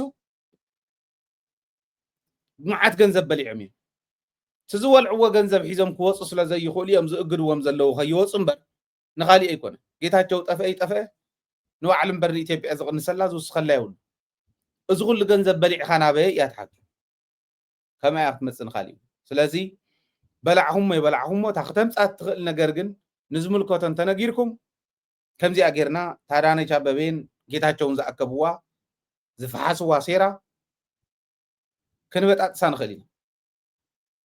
እቲ ኻሊእ ዳንኤል ክብረትን ሃፍታይ ገብረ እግዚኣብሔር ዝበሃልን ዝኣከብዎ እዩ ትግራዋይ እዩ ዝኾኑ እዚ ሕዚ ብርግፅ ትግራዋይ ይፈልጦ እየ ስኢለን ማለት ዝወረደ ምዃኑ ንምግላፅ እየ ዝኾን ዝብል ዘሎ ትግራዋይ እዩ ሃፍታይ ማለት ኣብቱ ናይ ግዜያዊ ምሕዳር ናይ በዓል ሙሉ ነጋ እውን በዓል ስልጣን ኮይኑ ከይዱ ነይሩ ሃፍታይ ገብረ እግዚኣብሔር ዝበሃልን ዳንኤል ክብረትን ንካህናት ኣኪቦም ኣብ ቤተ ክህነት ዘሎ ብምልኡ ትግራዋይ ዘበለ ኣኪቦም እቲ ናይ ሰብ ሃፍቲ ነይሩ ኣዳነች ኣበቤን ጌታቸውን ከመይ ይጎዩ ከም ዘለው ራእዩ ኣብ ትግራይ ኮንካ መቐለ ኮንካ መግለፂ ብምሃብ ክትሓዝ ከም ዘይኽእል ራእዩ ክንሰርሕ ኣለና እንታይ ኢና ንሰርሕ ተንስራሕየ እንዳበልኩ ዝኸድ ዘሎ ኣብ ዲፕሎማሲ ጻድቃን እንታይ ይሰርሑ ኣሎ ጌታቸው እንታይ ይሰርሑ ኣሎ ካልኦት እንታይ ይሰርሑ ኣለዉ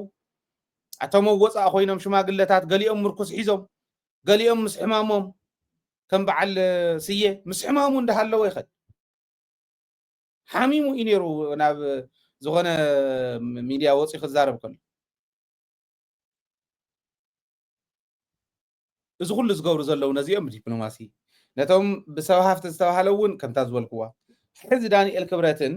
ሃፍታይ ገብረ እግዚኣብሔርን ዝበሃል ከዓ ዝኣከብዎም ካህናት እዮም ኣኪቦም ዓበይቲ ዓድን ካህናትን ዝበሃሉ ተጋሩ ኣኪቦም ኣብ ኣዲስ ኣበባ እንታይ ኢሉ ዳንኤል ክብረት እንደገና ንሕወሓት መይሶም ንክኸፍሉ እንታይ ይብሉ ኣለዉ ይመስለኩም ብጥንቃቐ ዘድልዮ እዚ ደብረፅዮን እኮ ለዋህዩ ፈትለወርቅ ትበሃል ሰበይቲ እያ ትሕምስ ዘላ ጌታቸው ኣሰፋ ፈትለወርቅ ዝበሃሉ ኣማኒኤል ዝበሃሉ ሰባት እዚኦም እዮም እምበር ምስቶም ኣርባዕተ እንታይ እዮም ዝብልዎም ኣርባዕተ መኳንንትን ኣርባዕተ ግራዝማችን ተግራዝማች እውን መኮንን እዩ ኤኒዌይ ከምኡ ኢላ ባለታ ሓና የሺ ንጉስ ተባሃለት እውን ከምኡ ኢላ ኣልዒልዓቶ ኣብቲ ናይ ባዕለ ዳነች ዳንኤል ክብረት እውን ከምኣ ኢሉ ተዘራሪቦምሉ ምዃኖም ኣንጃ ዝብል ቃልን ኣራት መኳንንትና ኣራት ፊታውራሪ ኣራት ግራዝማች እውን ይብልዎም ፊታውራሪ ይብልዎም ከም ኣርባዕተ ፊታውራሪ ማለት ከም ተኣገዱ እዮም ምግበይ ሃይለ ጆን መዲድ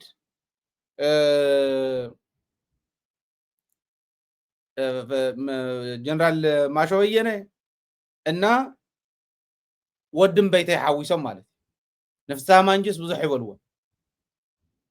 እዚኦም ቶም ኣርባዕተ ፊታውራሪ እዮም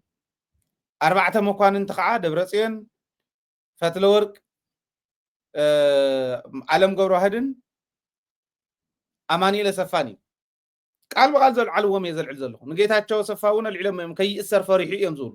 ከይእሰር ትግራይ ይቕልፍ ኣሎ እዮም ዝብሉ ክንእሰር ኢና ኢሎም ዝፈርሑ ዝብሎ ዝነበረ ጌታቸው ንሱ እዩ ከምኡ ኢሎም የልዕልዎ ቶም ኣርባዕተ መኳንንቲ ግን ኣማኒኤል ፈትለወርቅ ዓለም ገብረዋህድን ደብረፅዮን እዩ ግን እንታይ ይብሉ ደብረፅዮን ማለት ለዋህ እዩ ንዑ እኮ በቃ ናብ ኢትዮጵያዊነቱ ብጣዕሚ እዩ ዝኣምን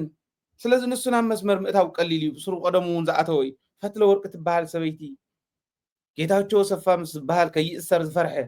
ምስቶም ካልኦት ክልተ መኳንንቲ ዝበልዎም ኮይኖም ይሕምሱ ኣለዉ ኢሎም እንታይ ይገብርዎም መስለኩም ኣብኡ ተለዓለ ካሊእ እውን ነይሩ እዩ ከልዕለልኩም እየ እዚ ይብሉ እሞ እቲ ማሕበረሰብና ኣሃ ለካ እዚኦም ከምዚ እዮም ለካ ደብረፅዮን ናብዚ እዩ ለካ ኣከለ ናብዚ እያ እንዳተባሃለ ኣፈላላይ እናተፈጠረ ድሕሪኡ ነቲ ዝፈለይዎ ካራክተር ኣሳሲኔሽን እንዳገበሩ ከም በዓል ዓለም ዝገብርዎም ዝነበሩ ከምኣ ገይሮም ክበታትኑ ሕወሓት ሕጂ እውን ቶም ሙላቃት ከም ሙላቅ ባሎንጓ መሊቆም ዝጠፍኡ በዓል ጌታቸው ዝጠፍኡሉ መንገዲ ከምኡ ገይሮም ክጠፍኡ ዝኽእሉ ካብ ሕወሓት ንምፍላይ ይኸዱ ኣለዉ ሕወሓት ኣብዚ ክጥንክር ኣለዋ ሓድነታ ክተፅንዕ ክትክእል ኣለዋ ደብረፅዮንስ ዓዲ ክሸይጥ ኢልካ ክትግምቶ ይትኽእል ተኣምር እንተዝፍጠር ህዝቡን ዓዱን ክኸድዕ ኢለ ኣነ ኣይኣምንን እስካዕ ዝዓለት እዚኣ ብዘለኒ ገምጋም ናቱ ጎደሎ ሓንቲ እያ በቃ ዘረባ ይኽእልን እዩ ከምቶም ካብ መሬትን ሰማይን ኣጣቢቆም ሓስዮም ሃተውተው ዝብሉ ከም በዓል ጌታቸው ከምኣ ሃተውተው ይብልን ህዝቦ ይኽሕድን ኦኬ ዓዶ ይጠልምን እዚ እቲ ደብረፅዮን ናይ ዘረባ ዓቕሙ ጎዲልዎ ክፍጠር ዝኽእል ክፍተት ተዘይኮይኑ ብክድዓት ፍጹም ተኣምር ክፍጠር ከም ዘይኽእል ብተግባር ኣረጋጊፅና ኢና ኣረጋጊፁ ህዝቢ ትግራይ ይፈልጦ እዩ ብደንቢ ማለት ኦኬ ይፈልጦ እዩ ብደንቢ ኣነ እንታይ ኢለኩም ነይረ ቅድሚ ሕዚ ጻድቃንሲ ከምዚ ኣይልዎ ነዚኣ እውን ከወቂሶም ንዮም ገለ ሰባት ኣበይልዎ ኣበይላ ታመርትዑ ይብሉ ነይሮም ጻድቃንስ ንደብረፅዮን ስልጣን ሃባ ኣነ ይክሕዞ ኣነ ክእዝዝ ንስኻ ንሱዳን ኪድ ኢልዎም ብለይ ምስ በለ በልሞ መንግስቲ ንበውዝ መንግስቲ ይበውዝ በቃ ፈሪሱ ስለ ዝኾነ ከም ካልኣይ ነመዓራር እዮ ስልጣን ንክሕዝ ዘለዎ ጉዳጉድ ራእይዎ ናይ ጻድቃን ኤኒዌይ ኣነ ካብ ዝነግረኩም ደብረፅዮን ይንገርኩም ሞታ ናይ ደብረፅዮን ንስማዕ እያ ሳኽን ሰምዓ ኢና ኣንቱም ኣበየሎ ትመርትዑ ገለ እናበልኩም እስካዕ ሎም ትኽብሉ ዝነበርኩም ማለት ተሰሚዑውን ስለ ዝኾነ ኣብ መድረኽ ናይ ማእኸላይ ኮሚቴ ተዛረበ እዩ ባዕሎም ቶም ባንዳታት ቶም ሕዚ ኸዲዖም ዘለዉ ሰባት እውን ኣብ ዝነበሩሉ ተዛረበ እዩ ኩሉ ይፈልጦ እዩ ኣነ እውን ሕሊፈ እያ ብግዚያ መጀመርያ ግዜ ዝሕለፍናየ ንሕና ኢና ዓቂርና እያ ኢና ፀኒሕና ንፃድቃን ደኾን ይመሓየሽ እናበለ ተመሊሱ ደኾን ክመፅእ ይኾነ ሕዚ ዋሎ ደፋር ኮይ ናይ ብሓቂ ንህዝቢ ትግራይ ዕሪ ስለ ዝንዕቆ እዚ ኩሉ ጉዳጉድ ምስ ገበረ ሃዲሙ ኸይዱ ዝሕል ምስ በለትሉ ክመፅእ ህዝቢ እንታይ ክገብር ኣለዎ ሽዑ ክንሪኦ ኢና ግን እስኪ ደብረፅዮን ንስማዕ እዩ رأي أنا قال لك أنا نرد الرأي ما نفعل دينا هم استوى أفتي تكذا درجة فحم سلنا نبدأ بيوج خنا أطول لنا إلنا وصلنا اللوان زعوا ستة أنكم استوى مسيح زيادة العلة ما الكلتون اللو جدنا الزرقاني كم ذكرنا تود مسنا مع عراري إنير ما اللي حتصير هذا الزرق ما يبدأ تاريخ زد اللي كنا نمونجو سلستر على زجاجي تي وتدرى كوماند نلو أنا يزمرحو أو أول أسرح من سامي يمزلو جنرال تادسن دارنا زار قانون اللو أو نجنا أنا مع الرجال تبتينا كوينا نجنا أنا بدو يوم كنا تون مع الرجال الحساوي من حزم اللي مسيهم وحزر أحمد جري مع الرجال توافير إذا الله أسرح من سامون قلنا ما علي تقرأي أنا بسلمتن تكزنين يعني نا زعرن خوينون تأكيد كأي زعرن برك ما يجري هو هاي دحين كفتات كيف تأر أنا أقبل على خوينا تريفة من يزت حوار جن أركان يدور يتحسب مسيني أركان كمرحو أو إنه الدورة دونا بتعتيه خاطو تم كارلوتن كم أو زنورو أنا بالعلى خوينا مالتي متعرّاوين يتناي سلطان زبل شعور جميل أفتبرهم كم من كم زملة زي فلت بزعير ما هم زين ملسنا فلتك زع سلطان متعرّاي تجمر لأن أوتورد زع مس حزني أيدلني مال بس حزراتاتي زلوا عسى ناب السودان زي دخل كون زلوا نسي أمسيو نسخة بريزيدنت ناي دخل ها ناي ودون مرحها بالسودان تكون كأي حيش توسخا أو هينكا مش دبلومات سون ترهب مش بزحاتون ترهب بتقال تستحق زو هينكا زو ما مزيد وا أنا دا نايتقرأي مرحا كويس السودان كم يجري خير هادي مخبها أنا سبزي أدا أيشو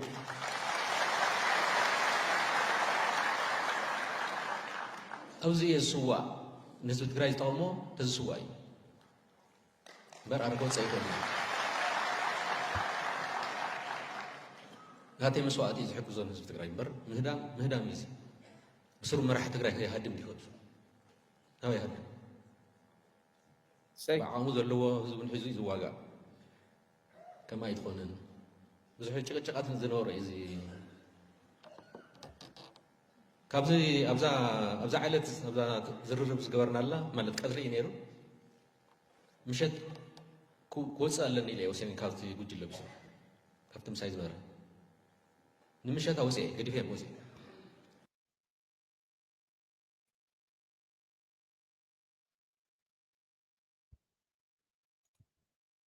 بدن بريهم ما يهم زول من هذا نمشت أوسي ييلو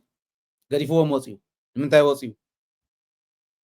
أي تزارب نمبر قالت حزن تاي مسلكم أنا تاي إنفورميشن ملئتي أني راتني زو فيديو زيون نايدا دبيت ما أخل إنها أرمايا تري وازن لهم نحنا ونتساتفنا إن أفتو مدرخ ده حرقن كي توصوا توهيل كي توصوا زي سي بقى ترجم يقول لك عم تا أيد لني العشية إزولو أيد لي أن نقدفوا ودحن كفلا لي النعي بزبل حيزنا يصن إحنا خينا وصو بقى له تزارب كوانا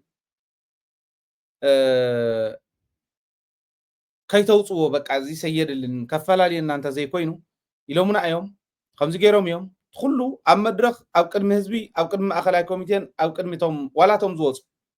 إذا قرب زل እዚ ኩሉ ዝገበረ እዩ ጻድቃን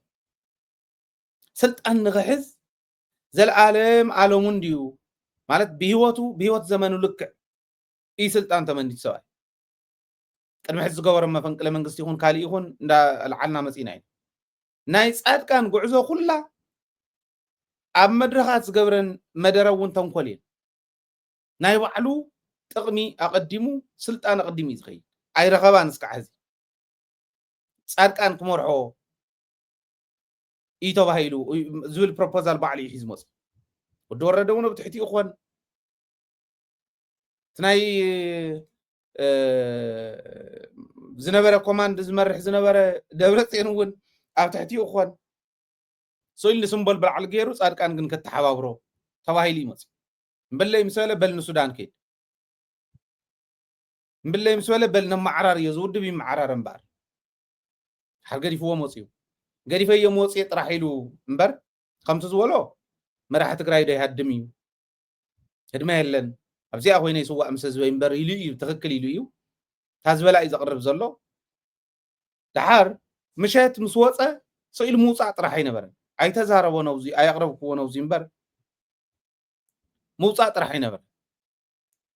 ወፂኡ ብዛና ክኸድ ከሎ ካብ ተከዘንዲ ኣብ ዛና ኣኽቢቦም እዮም ኣኽቢብዎ እዩ ከቕትሎስ ኣኽቢብዎ እዩ ርኢኹም ኣነ ማለት እንታይ እሞ ኢልና ክንዛረቦ እምበር ክንደይ ኮ እኒሄ ውሽጥና መን ኣቕቲልዎም ቶም መስዋዕትነት ዝኸፈሉ ወለድና እውን ብዙሕ ክንብል ንኽእል ኢና ግን ከብዲ ፅሮ ከምቲ ዝበሎ ኣየድልን ኢለ ዓፅዮ ከም ዝበሎ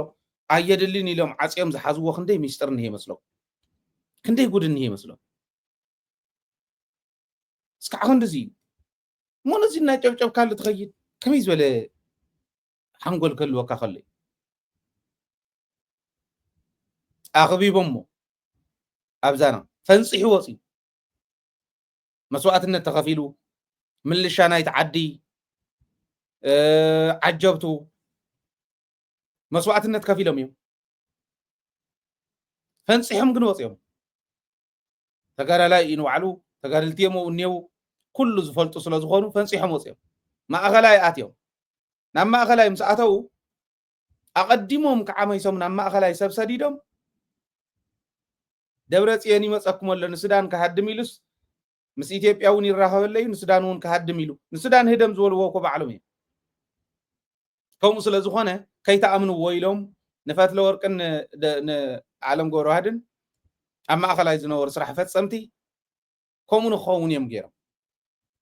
ከይቕበልዎ ማለት ክንደይ መከራ ሓሊፉ ሰብኣይ ብእምነት ደረጃ ከምቲ ዝበልክዎ ብምንታይ ኣምፅዮ እዚ እዩ ደብረፅዮን እኮ ለዋህዩ ናባና ክነምፀ ኢና ናብ ኢትዮጵያዊነት ስለዚ ዘትኩርና ዘለው ዝሕሙስና ዘለው ፈትለ ወርቂ ትበሃል ሰበይቲ ጌታቸው ሰፋ ዝበሃል ዓለም ገብረዋህድ ዝበሃል ኣማኒኤል ዝበሃሉ እዮም ተባሂሉ መኳንንትን ግራዝማችን እንዳበሉ ምስቶም ሰራዊት ምስቶም ዓንቶ ዘለዓልክዎም ሓዊሶም የልዕልዎም እዚ ዳንኤል ክብረትን ሃፍታይ ገብረ እግዚኣብሔር ዝበሃል ሓደ ዕንጉለን ዘለዓልዎ እዩ እዚ ኢሎም ደብረፅዮን ግን እዚ እዩ ዓዱ ዘይህግር ዘይኸድዕ ምስ ህዝቡ ዝቃለስ እዩ ብተግባር የዛረብ ዘሎ ብተግባር ዝረኣናዮ ብስሩ እውን እኮ ኣነ በዓለይ ተሳተፍ ኩሉ GSTS ዝበሃል ገሊኡ ብሽርሒ ገሊኡ ብገርሂ ዝኣተወ ኣብ ውዳበ ቁም ነገር ክሰርሕ እንተኽኢሉ እቲ ምሁር ፀገም የለን ንምሁር ክፍቲ ክንገብር ኢና ኢሉ ክፍቲ ገይሩ ድራፍት ስትራቴጂ ሒዝኩም ንዑ ተባሂልና በብሞያና ንመጀመርያ ግዜ ብታሪክ ትግራይ መራሒ ትግራይ ኮይኑ ምሁራን ናይ ባዕልኩም ምስክን ትግራይ ይጠቅም ይትብልዎ ናይ ማይ ስትራቴጂ ናይ ኣግሪካልቸር ናይ ግዛዕ ናይ ኩሉ በብሞይ ሒዙ ይምፃእ ተባሂሉ ኣብ ውዳበና ዘለው ሰብ ሞያ ኣብ ሓደ ተመሳሳሊ ሞያ ዘለና ናተኣከብና ድራፍት ሒዝና ከድና ኢና ያው ኣብ መንጎ 2019 እዩ ነይሩ እዚዩ 2020 እቲ ኩናት ተኸፊቱ ስለዚ ብዋናነት ናይ ደብረፅዮን ባህሪ እዚ ኢልና ክንወስዶ ንኽእል ኢና مرحي ناي قدن زربا خلل اللو مالتي يكونن كورس كواليتي ناي حدا مرحي سلسته نجارات نتتعميرو اي تصبق إلنا اينا نوصلو ناي ملس تصبق موديل وسيدنا سمع إذني critical analysis سرح رأسي communicate قبر زخيل عندبت كهلو خلل اللو ويلنا ازين تهالي هو مرحي بهال ازي زي بقول مرحت عالم قد مليئ بترجمي ناتا ترجم لهم زربوا قانقاون زي يخلو زرباون بزح زي يخلو جن عدم زي يخرعوا استراتيجيست سبحالو تكنوقراط زمرحوون هاجرات مليئني خومينا نحنا مالت جن أمونغو دبرتين فتلو ورقنا أمونغو دبرتين كالينا فلا لا فتير كان دبرتين فلي خان موقع وين تحدى فلي خان موقع جن ازي يتنصلو ازي يتجؤلو هذه أخن تاين قبر هو حتون حدا مقانم منم أمم قوم فلا لا يكلب زي يخلو من قدي ترى دادي كودو خلو هزوون بزي تردي أوم اتزمت وزلو تنقل إذاك على عزلو زي أخي بات بهالي سؤال ترى يكون أخي بات تبهالي تناي جنرال صار كان أبنت زغرب كوجن كول على أبنت مغربون دحردليو قرب يخلي صاد كان زبحال تግራይ ንኸፍርስ ዝፅዕር ዝነበረ ስልጣን ንኽረክብ ለይትን ቀትርን ፅዕር ዝነበረ እምበር ንትግራይ ክንዲ ፅፍሪ ተኣክል ዘይገበረላ ሰብ ምዃኑ ተረዲኤ ዝቃለስ ሃይሉ ብግልፂ ውዕል ፕሪቶርያ እውን ከመይ ከም ዘፍረሳኮ ኣማኒኤል እዚኣ ማስምዕዋ ቶም ዝፈረሙ ሰባት ትኹነታት ዝወለዶ እዩ ሕዚ ግን ናብቲ ናይ ትግራይ ረብሓ ብዝቕይር መንገዲ ንኺደሉ ኸይብሉ በቲ ዝፈረሙሉ መንገዲ ክመርሕዎ ክፅዕሩ ትሪኦም እሞ تقدايسي تخونة تجدد وهم زي كونس دلهم وقد يوم فريمهم ويلك تحتت تجدد نابنت جيزاو من محدار متياش من قستا فريسكا تملكت شعون الرخبابي حنت صحف كافتوم ناب سمع بريتوريا زخود سبات ارتيكل زبهال حنت صحفتي اب حدا ميديا اب حدا ويب سايت استحتمت نيرا تايلو صحيفو اب تግራይ ዘሎ ቤት ምኽረ ፍሪስካ ጊዜያዊ ምምሕዳር ምጥያሽ ዘድልየሉ ምኽንያት ይብል ኣብ ፕሪቶርያ ዝተሰማዕማዕናሉ እዚ ዝገበርናሉ ምኽንያት እቲ ቤት ምኽሪ ሙሉእ ብሙሉእ ሕወሓት ስለ ዝተቆፃፀሮ እዩ ኢሉ ጽሒፉ ብእንግሊዝኛ እዩ ጽሑፉ ድሓር ጻድቃኒ ጽሒፍዋ ናባናውን ሰዲዱልና እንዲ ሰዲዶምልና እዮም ተወሰኑ ሰባት አይ ቲንክ ኣነሱ ዝለኣኾም ኢለ ዝኣምን ናውን ተንቲና ነርና ኢና እዚ ልጽሒፍ ሕወሓት ብሙሉእ ስለ ዝሓዞ እቲ ቤት ምኽረ ፍሪስካ እንደገና ክሰርሕ ጻድቃን ዝበሃል ግብሪ እከስ ህዝቢ ትግራይ ሙሉእ ህዝቢ ትግራይ ዝመረፆም ይኹንን ዝበሎም ኣፍሪሱ እንደገና ክሰርሕ ትሕዚ ሰሪሕዎ እኒሄ ናይ ባምቡላታት እካብ ማለት ነው ያው ምፍራሶ ይተርፎን ታሕቶ ተፈጢሩልና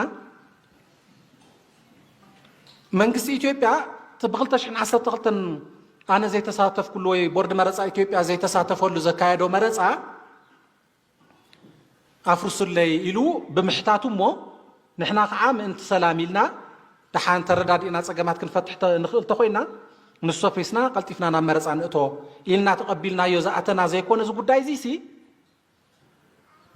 ብስሩ ናይ ሕወሓት ስለ ዝኾነ ይፍረስ ዝብል ሕቶ ቀሪቡ ዝኒሆ ካብ ትግራይ እዩ ማለት እዩ ዝብል ጥርጣረታት ተፈጢሩልና ድሓር ቀፂልና ብቻ ግን እዚ ብሓንቲ ነገር ተበጊስካ ስለ ዘይትድምድም ናቐፀልና እናኸድና እናሃለና ኣብ ዝኾነ እዋን መንግስቲ ኢትዮጵያ መራሕቲ መንግስቲ ኢትዮጵያ ኣብ ዝኾነ መድረኽ ኣብ ትግራይ ጊዜያዊ ምምሕዳር ጣየሽ ኣፍሪስኩም መንግስቲ ኣፍሪስኩም ኢልኩም ሕቶ ዘቕረብኩም ስምምዕ ፕሪቶርያ እኮ ባዕልኩም ኢኹም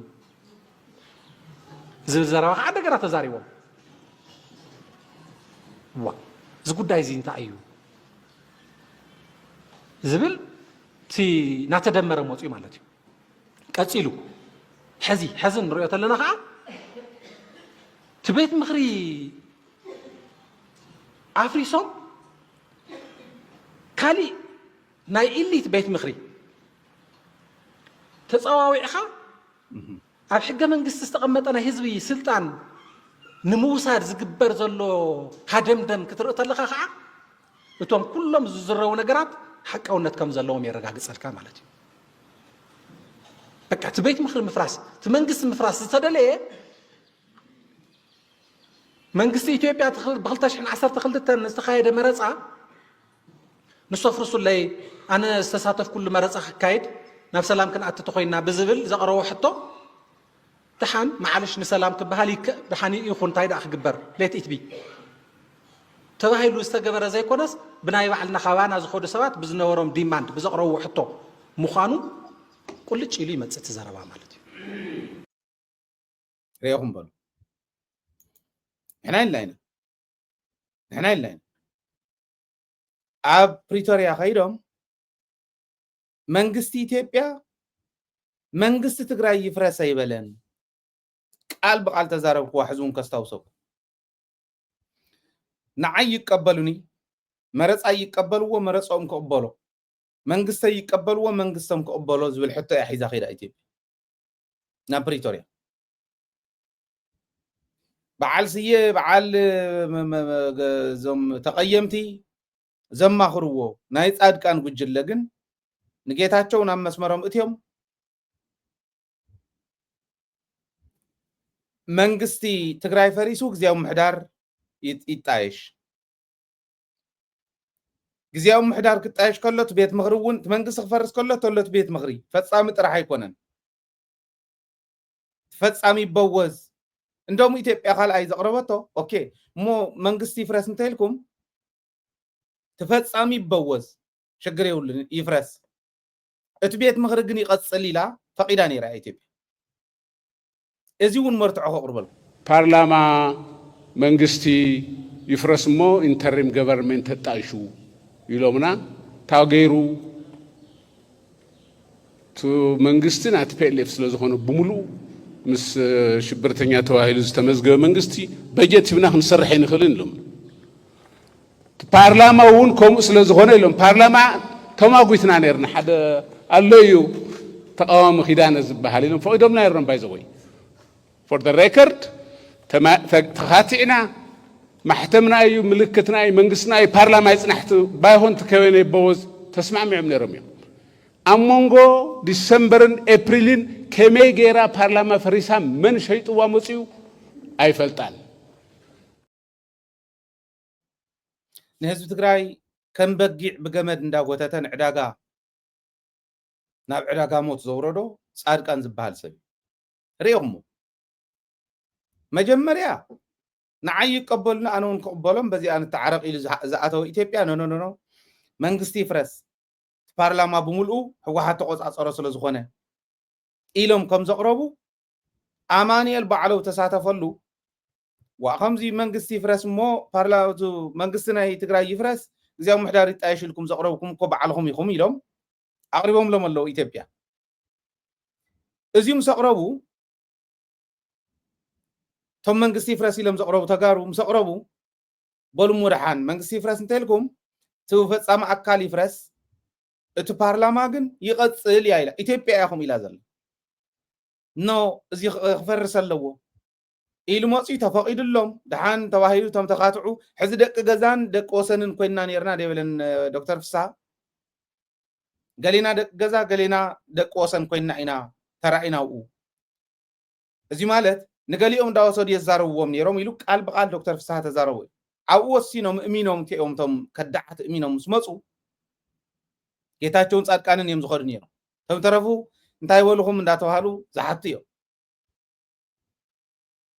ረእኹም ዝግብረ እከ ናይ ጻድቃን እኩይ ምግባር ናይ ጻድቃን ራዩ እዚ ኣይሎም ኣፍሪሶም መፅዮም ድሓን ፓርላማ እምበኣር ይፈቐድ ቶም ዘይፈለጡ ብገርሆም ምስተኻትዑ በሉ ይፈቐደልኩም ምስተባሃሉ ኣብ ፕላኔት ሆቴል ኣኼባ ተገይሩ ግዚያዊ እታይ ዝበሃል ካውንስል ክነቋቁም ኣለና ኣማኻሪ ካውንስል ክነቋቁም ኣለና ኢሉ ኣይኾንን ተባሂሉ ምስ ፈትለ ወርቅ እዮም ክትዕ ተኻትዑ ኣይኾንን ባህሊት ንሳ ህዝቢ በዓል ስልጣን ቤት ምኽሪ ዝመርፅ ቤት ምኽሪ ዘውርድ ዝመርፅ ህዝቢ እምበር ንሕና ስልጣን የብልናን ኢላ ክንቅይሮ ኣለና ኢሉ ተሳዒሩ ብድምፂ ንሳ ከም ዘለዋ ነኺሱ ሒዙ መፅኡ ኣፍሪሱ ካውንስል ኢሉ መስሪትልኩም እኒሄ ሕዚ ባይዘወይተን ናይ ዘንዘዋታት ሕጊ ምሰኽበርኩም ናብቲ ካውንስል እተወንቱም ሰራዊት ኣፍርስዎ ግዚያዊ ቤት ምክሪ ገለ ዝበሃል ከምዚ ዓይነት ውርደት ህዝቢ ትግራይ ክሽከመ ይኽእልን እዚ ናይ ውርደት ሸኽሚ ኣውርድዎ በትንዎ እዚ ስለዚ ናብ ከም ዝበለ ጉድ ዝእተወና ጻድቃን ምዃኑ ራእዩ እዚ ጻድቃንኩም አንቱም መንጨብጨብቲ ተንጨብጭቡ ንጻድቃን ማለት እዚ መርቱዕ ሒዘ የቅሪበልኩም እንዲኹ ሃይለ ይኮንኩን ዝብሎ ዘሎ ኣብኣ ዝነበረ ሰፋ ብርሃ ኣብቶም ተደራደርቲ ዝነበረ ኣማኒኤል እውን ኣብ ንሱ ተሳተፈላ መድረኽ እዮም ከምኡ ኢሎም እንዲሁ ግዚያዊ ምሕዳር ይጣየሽ ኢልኩም በዓልኩም ዘምፃኹም እኮ እዩ ንሕና ይኮናን እዮም ኢሎሞ ክንደይ ናይ ዝኣክል ኣድቫንቴጅ እዩ ብኸምዚ ዝበሉ ረሳሓት ህዝቢ ሲኢኑ ህዝቢ መንግስቱ ከቕፅል ነይሩ እዩ ማለት እዩ ካብ መጀመር እዩ ህዝቢ ፓርላማኡ ከቕፅል ነይሩ እዩ ማለት እዩ ካብ መጀመር እዩ ሪኢኹሞ ኣነ ስኢለ ይኮነን ጻድቃን ተቃሊሰ እየ ስኢለ ይኮነን ጌታቸው ተቃሊሰ እዩ ትርጉም ዘለዎ ቃልሲ ስለነካይድ ህይወትና ገዲፍና ናብራና ገዲፍና እንጀራና ገዲፍና እንጀራ ህዝብና ህልውና ህዝብና ይዘዋፀና መጀመርያ ንሱ እንድሕር ዘይተኸቢሩ መንነተይ እንተዘይሃልዩ መንነተይ ተዘይተኸቢሩ ምንም ኣይኮንኩን ኣነ ኣብ ዝኾነ ይኹን ዓዲ ኸይደ ሰሪሐ በሊዐ ክሓድር እየ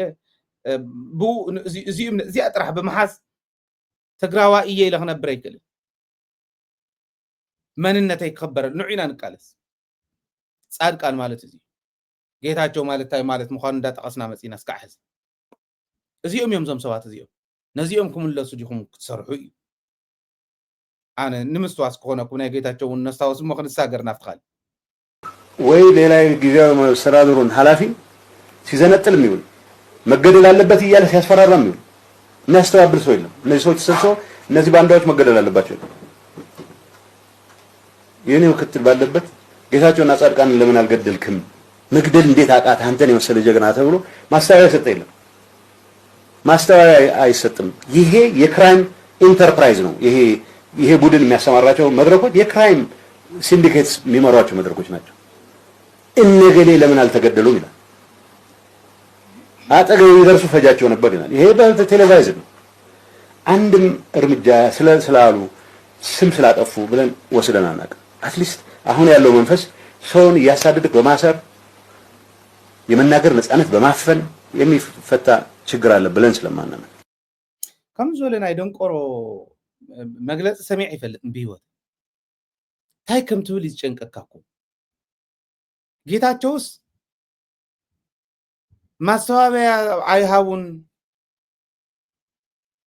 የሰጠ የለም ይብለና ኣብ ቅድሚ ወደ ክትጽፋዕ ከላ ኣብ ቅድሚ ወደ ሽርሙጣ ክትበሃል ከላ ተደሊኹም ውፁ ተደሊኹም ተወተኑ እንዳበለ በዓሉ ዝዛረብ ሰብ ተጋጊሉ ይቅርታ ዘይሓተተን ህዝብስ ቀተልትና አሰደደ ጀኖሳይድ ዘብፅሑልና ናይ ጀኖሳይድ ምስክር ከይርከብ ሓፂን መፂን ኣራሪ ዘጥፈአ ዝተዋህቦ ስራሕ እንተይሰርሐ ህዝቢ ምብታን ህዝቢ ኣብ ምጉስቋል ዝነበረ ህዝቢ ዝኸድዐ ዓዲ ዝኸድዐ ንመሬት ትግራይ ከም መሬት ከም ዓዲ ዝኸድዓ ወዲ ኣጥፉልና ሰብ ዘውርዱልና እንተበለት ማሕበረሰብ እንታይ ዝጋነን ነገር ሃልዩ ወሰብ ዝጥፋና ኣሎ ወይ ውርዱልና ወይ ሓደ ነገር ገወሩልና እንተይሉ ነዚስ ማስተባበያ ዘይሃቡ ክብል ኣብ ቅድሚ ካዶ ኣደታት ዝፀፍዓን እየን ኦኬ ሚድያ ብምዕፋን ገዛዕም ዛዕብል ካብኡን ለዓል ሚድያ ዝዕፍን የለን ኣነ ብጳጳስ ኣለሚነየ ይብለኩም ኣሎ ሓዙ ላይ ኣነ ለሚነ ብጳጳስ ኣለሚነየ ፕሊዝ በይዛኻ ማለት ንሱ ክንደያ ብዘተሓባብሮም ዕሱባት ንሱ እውን ብደንብ ብዝለኣኾ እንዲና ተዓፂና መን ክንዓፀልኩም እዩ ንዓደ ምሓራ ኢትዮ 360 ተዓፂሎም ንዑ ፀውልና ስለ ዝበሉ ንዓና ከዓ ነዚ ዕፀውልና ኢሎም ንደደቢት 11 ቻናል ዝዕፀወ ደድሕሪ ዩቱብ ክዕፁ ዝኸይድ ጃፌ ከመይ ገይሩ እዩ ከምዚ ኢሉ ክዛረብ ዝኽእል ይገርመኒ እዚኦም እዮም እቲ ህዝቢ ዝተቐየሞም እዚኦም እዮም እቲ ህዝቢ ዝፀልኦም እዚኦም ይተኣልዩልና ኢሉ እቲ ህዝቢ እዚኦም ግን ከይዶም ሕዚ ኣብ ትግራይ ምዃን ዝኣበዮም ዲፕሎማሲ ከበላሹ ይኸዱ ኣለዉ ዲፕሎማሲና ንዕሪ ከምታ ዝበልክዋ ዳነች ኣበቤን ጌታቸውን ዝኣከብዎ ሰብሃፍቲ ተኣኪቦም ሰብሃፍቲ ዓዶም ከይሕግዙ ፀረ ዓዶም ክስለፉ ይገብሩ ኣለዉ ኣብዚውን ንስራሕ ዳንኤል ክብረትን ሃፍታይ ገብረ እግዚኣብሔር ዝበሃል ሓደ ባንዳን ዝኣከብዎምን ከም ዝበልኩም ንካህናት እዮም ኣኪቦም ዝበልኩም ኢሎም ኣለዉ ደብረፅዮን ከምዚ እዩ ከለያ እምበር እከለይ እምበር እንዳተባሃለ መኳንንትን ግራዝማችን ገለ እንዳበሉ ዝሰየምዎም እንዳገበሩ እዮም ውዒሎም ኣብኡን ዶክተር አብርሃም እውን አብርሃም ተኸስተ ማለት ኣብኡ ነቂፎም እዮም ሃይለ ማርያም ፈቂዱልና ዝነበረ ነፃ መኪና ክንእቱ ቤተ ክህነት እያ ትወቅሶሃ አብርሃም ተኸስተ ዝበሃል እምብለይሉ ቆሊፉና ከምዚ ዝበሉ እኮ እዮም እቶም ወያነ ገለ እንዳተባሃለ ኣብኡ ምንጨት ውዒሉ ማለት ክንዲ ዝኣክል ጉዳጉዲ ሕዚ ኣብቲ ቤተ ክህነት እውን ያው ፀረ ትግራይ ዝቆመ ትካል እምበር ቤተ ክህነት ኣይኮነን ናይ ቤተ እምነት ኣይመስልን ማሕበረ ቅዱሳን ኣለዉ ነዚኣቶም ያው ዳንኤል ክብረት ብዓብይኡ ስለ ዘሎ ነዚኦም ከመይ ጌርና ኢና ክንቃለሶም ንኽእል ዝብል ሕወሓት እውን ሓድነታ ክትጠናኽር ህዝቢ እውን ነታ ውድብ ክድግፋ ኣለዎ ዝብል እየ ዘቕምጥ ካሊእ ዝነበረ ናይ ወታደራዊ ኣዘዝቲ ምስ ናይ ትግራይ ኣብ ሰራዊት ኢትዮጵያ ዝነበሩ ቅድሚ ሕዚ ዝነበሩን ድሓር ከዓ ዝኸድዑን ነዚኣቶም ኣኪቦም ኣዘራሪቦሞ ኣብዚ ክልተ ነገር ይተላዒሉ ሳልሳይ ኣኼባ እዚ ኦኬ ሳልሳይ ኣኼባ ኣብ ውሽጢ ኢትዮጵያ ብዘይቶም ናይ ኣምባሳደራት መበራብዓይ ብጠቕላላ ግን ስለዚ ነዚኦም ኣኪቦም እንታይ ኢሎሞ ሰራዊት ክኣቱ ይኽእል እዩ ሰራዊት ኢትዮጵያ እንዲገባ እየገፋፉን ነው ኢሎም ዘቕረቡ ኣበባው ታደሰን ኣለምሸት ደግፌን ዝበሃል እዩ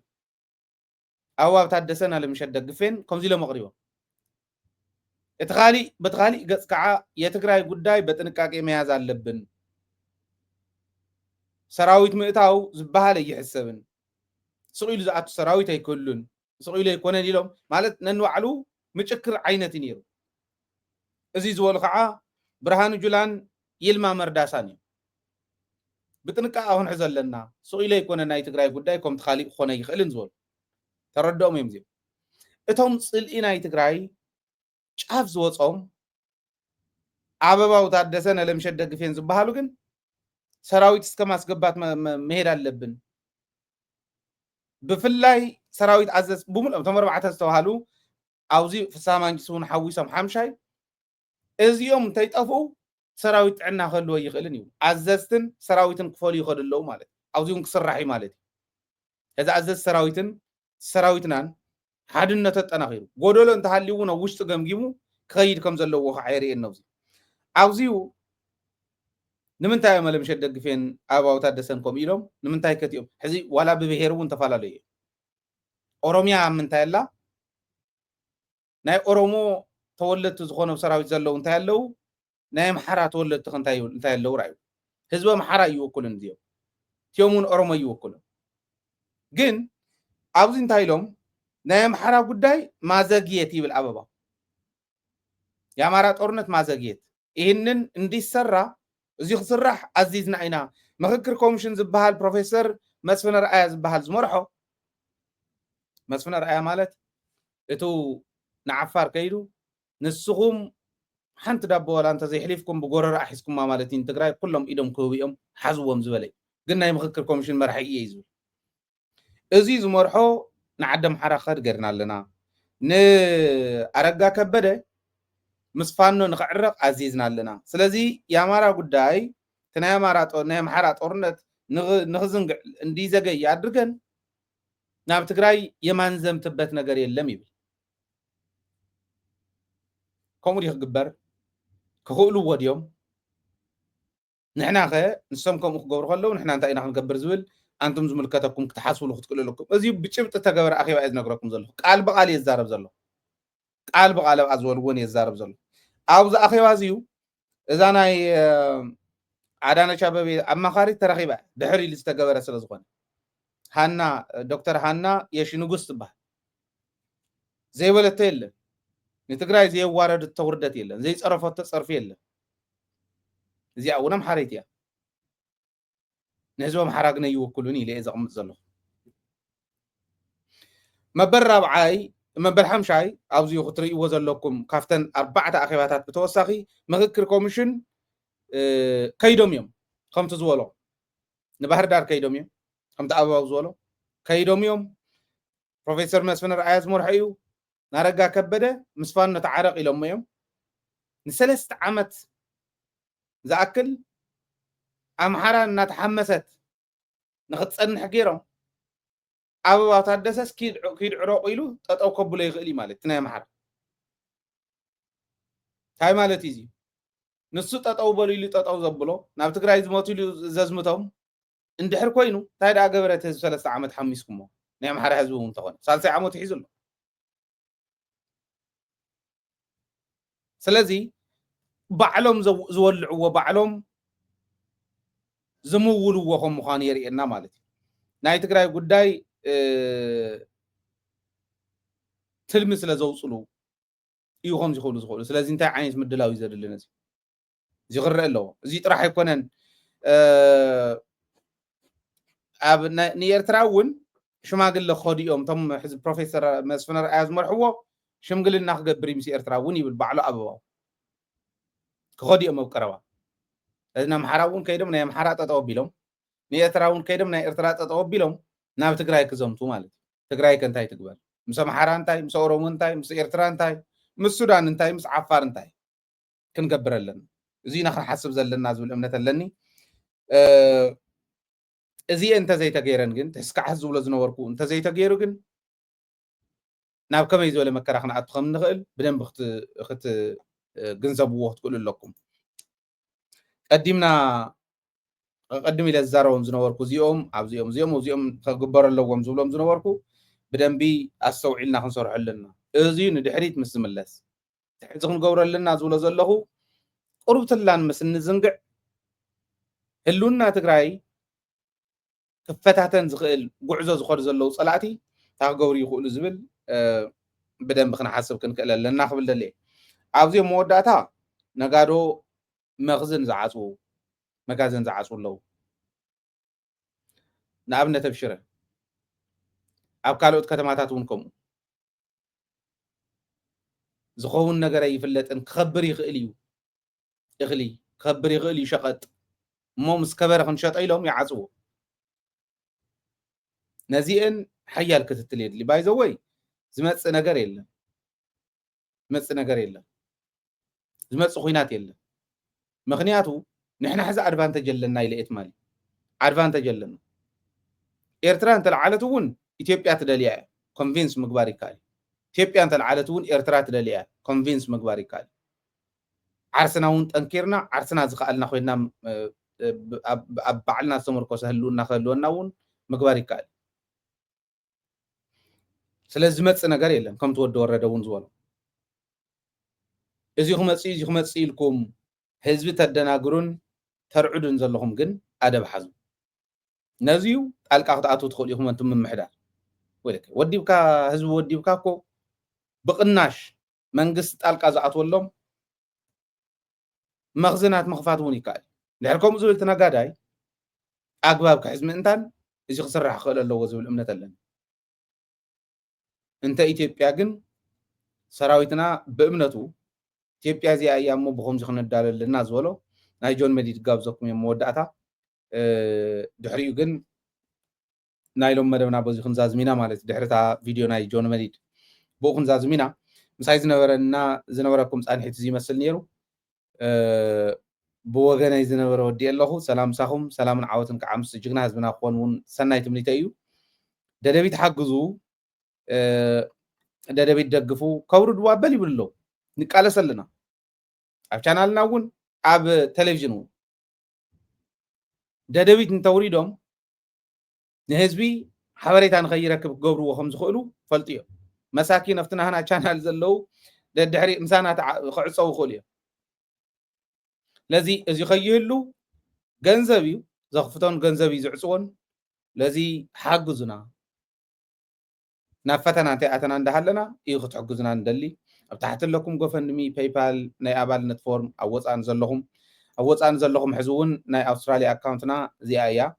እትርእይዋ ዘለኹም ስክሪንሻት ጌርኩም ክትሕዝዋ ትኽእሉ ኢኹም كدغفنا مالتي عغوشت عد زلهم كعزا حملويت قصري كلرز نيهوا زياتا بانك اكاونتنا اب ناي عدوشتي ناي وغاغن بانك اكاونتنا ايزي لازم حجزنا دغفنا زكالكم كل انت حجزكمنا احنا نزمص ነገር ተዳሊና ክንጸንሕ ንኽእልና ይፈትኑና አለው ለይትን ቀትርን ድቃሲና نحضرلنا نوعللنا ኣብ ልዕሊ ስራሕና ኣብ ልዕሊ حلفن ترفن نسرحو قنا خاليقا سرح وسيخوملنا إنا نقالس زلنا مو محجاز نددبيت يتقارصو بالدليل لكن سلام مساكم سلام عوت المسجدنا هزبنا اخوانت بنيتايو تقراي تعوت جي هزبنا بتحصل الله ناس اي وطن عبدنا ملو بملو اخبرنا صراح يكونن ابزي سرعه زي كم ኢትዮጵያውያን ሆነ ይኮና ካሊ ሀገር ሆነ ይኮና እንዘለ አብ ምክር ቤት የለና አብ ካቢኔ የለና አብ ተወካዮች የለና አብ መከላከያ ሰራዊት ኢትዮጵያ የለና አብ ናይ ኢትዮጵያ መንግስታዊ ማህበራት በሙሉ የለና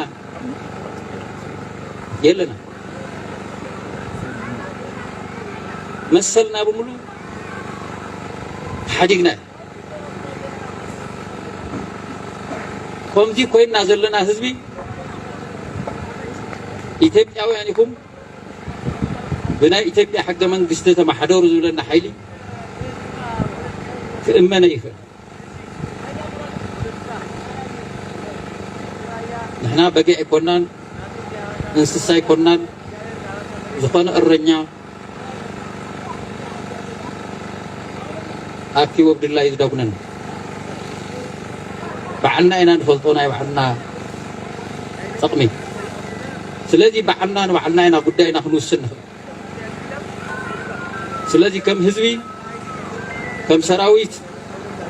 كم كلاتنا تجارو أفتنا يتجارو تقمن ربحانينا دون كما أتجرنا هنا تعلمتي ناي هلونا ترغاغص عقم نفتر هاودي وصاز كله ناي طفات مني تموتو طلعي سوا ما يتزبلو ابو غوري سفر المواعيد ويا فنفن زباله عد ودفع سماقي مبريلو سمتفق سمام تواقعي سمام تواقعي سمام تواقعي سمام تواقعي سمام تواقعي سمام تواقعي كليت زبو زفتن بلكعنا عي سمام تواقعي سمام تواقعي عاقبو وزقسم شيري خانا عي تجقنا تقالنا عي كما بوتاتو ما كان عايزين حيرم سرعاتو أقرم كيدارقم سجنتاتو وبايتم لوعينو ززماتو تطيق سمام توقعي مقبلة عاطر توقعي مقبلة ويا عوض حرمو تنهيغو سمام توقعي سمام توقعي سمام توقعي سمام توقعي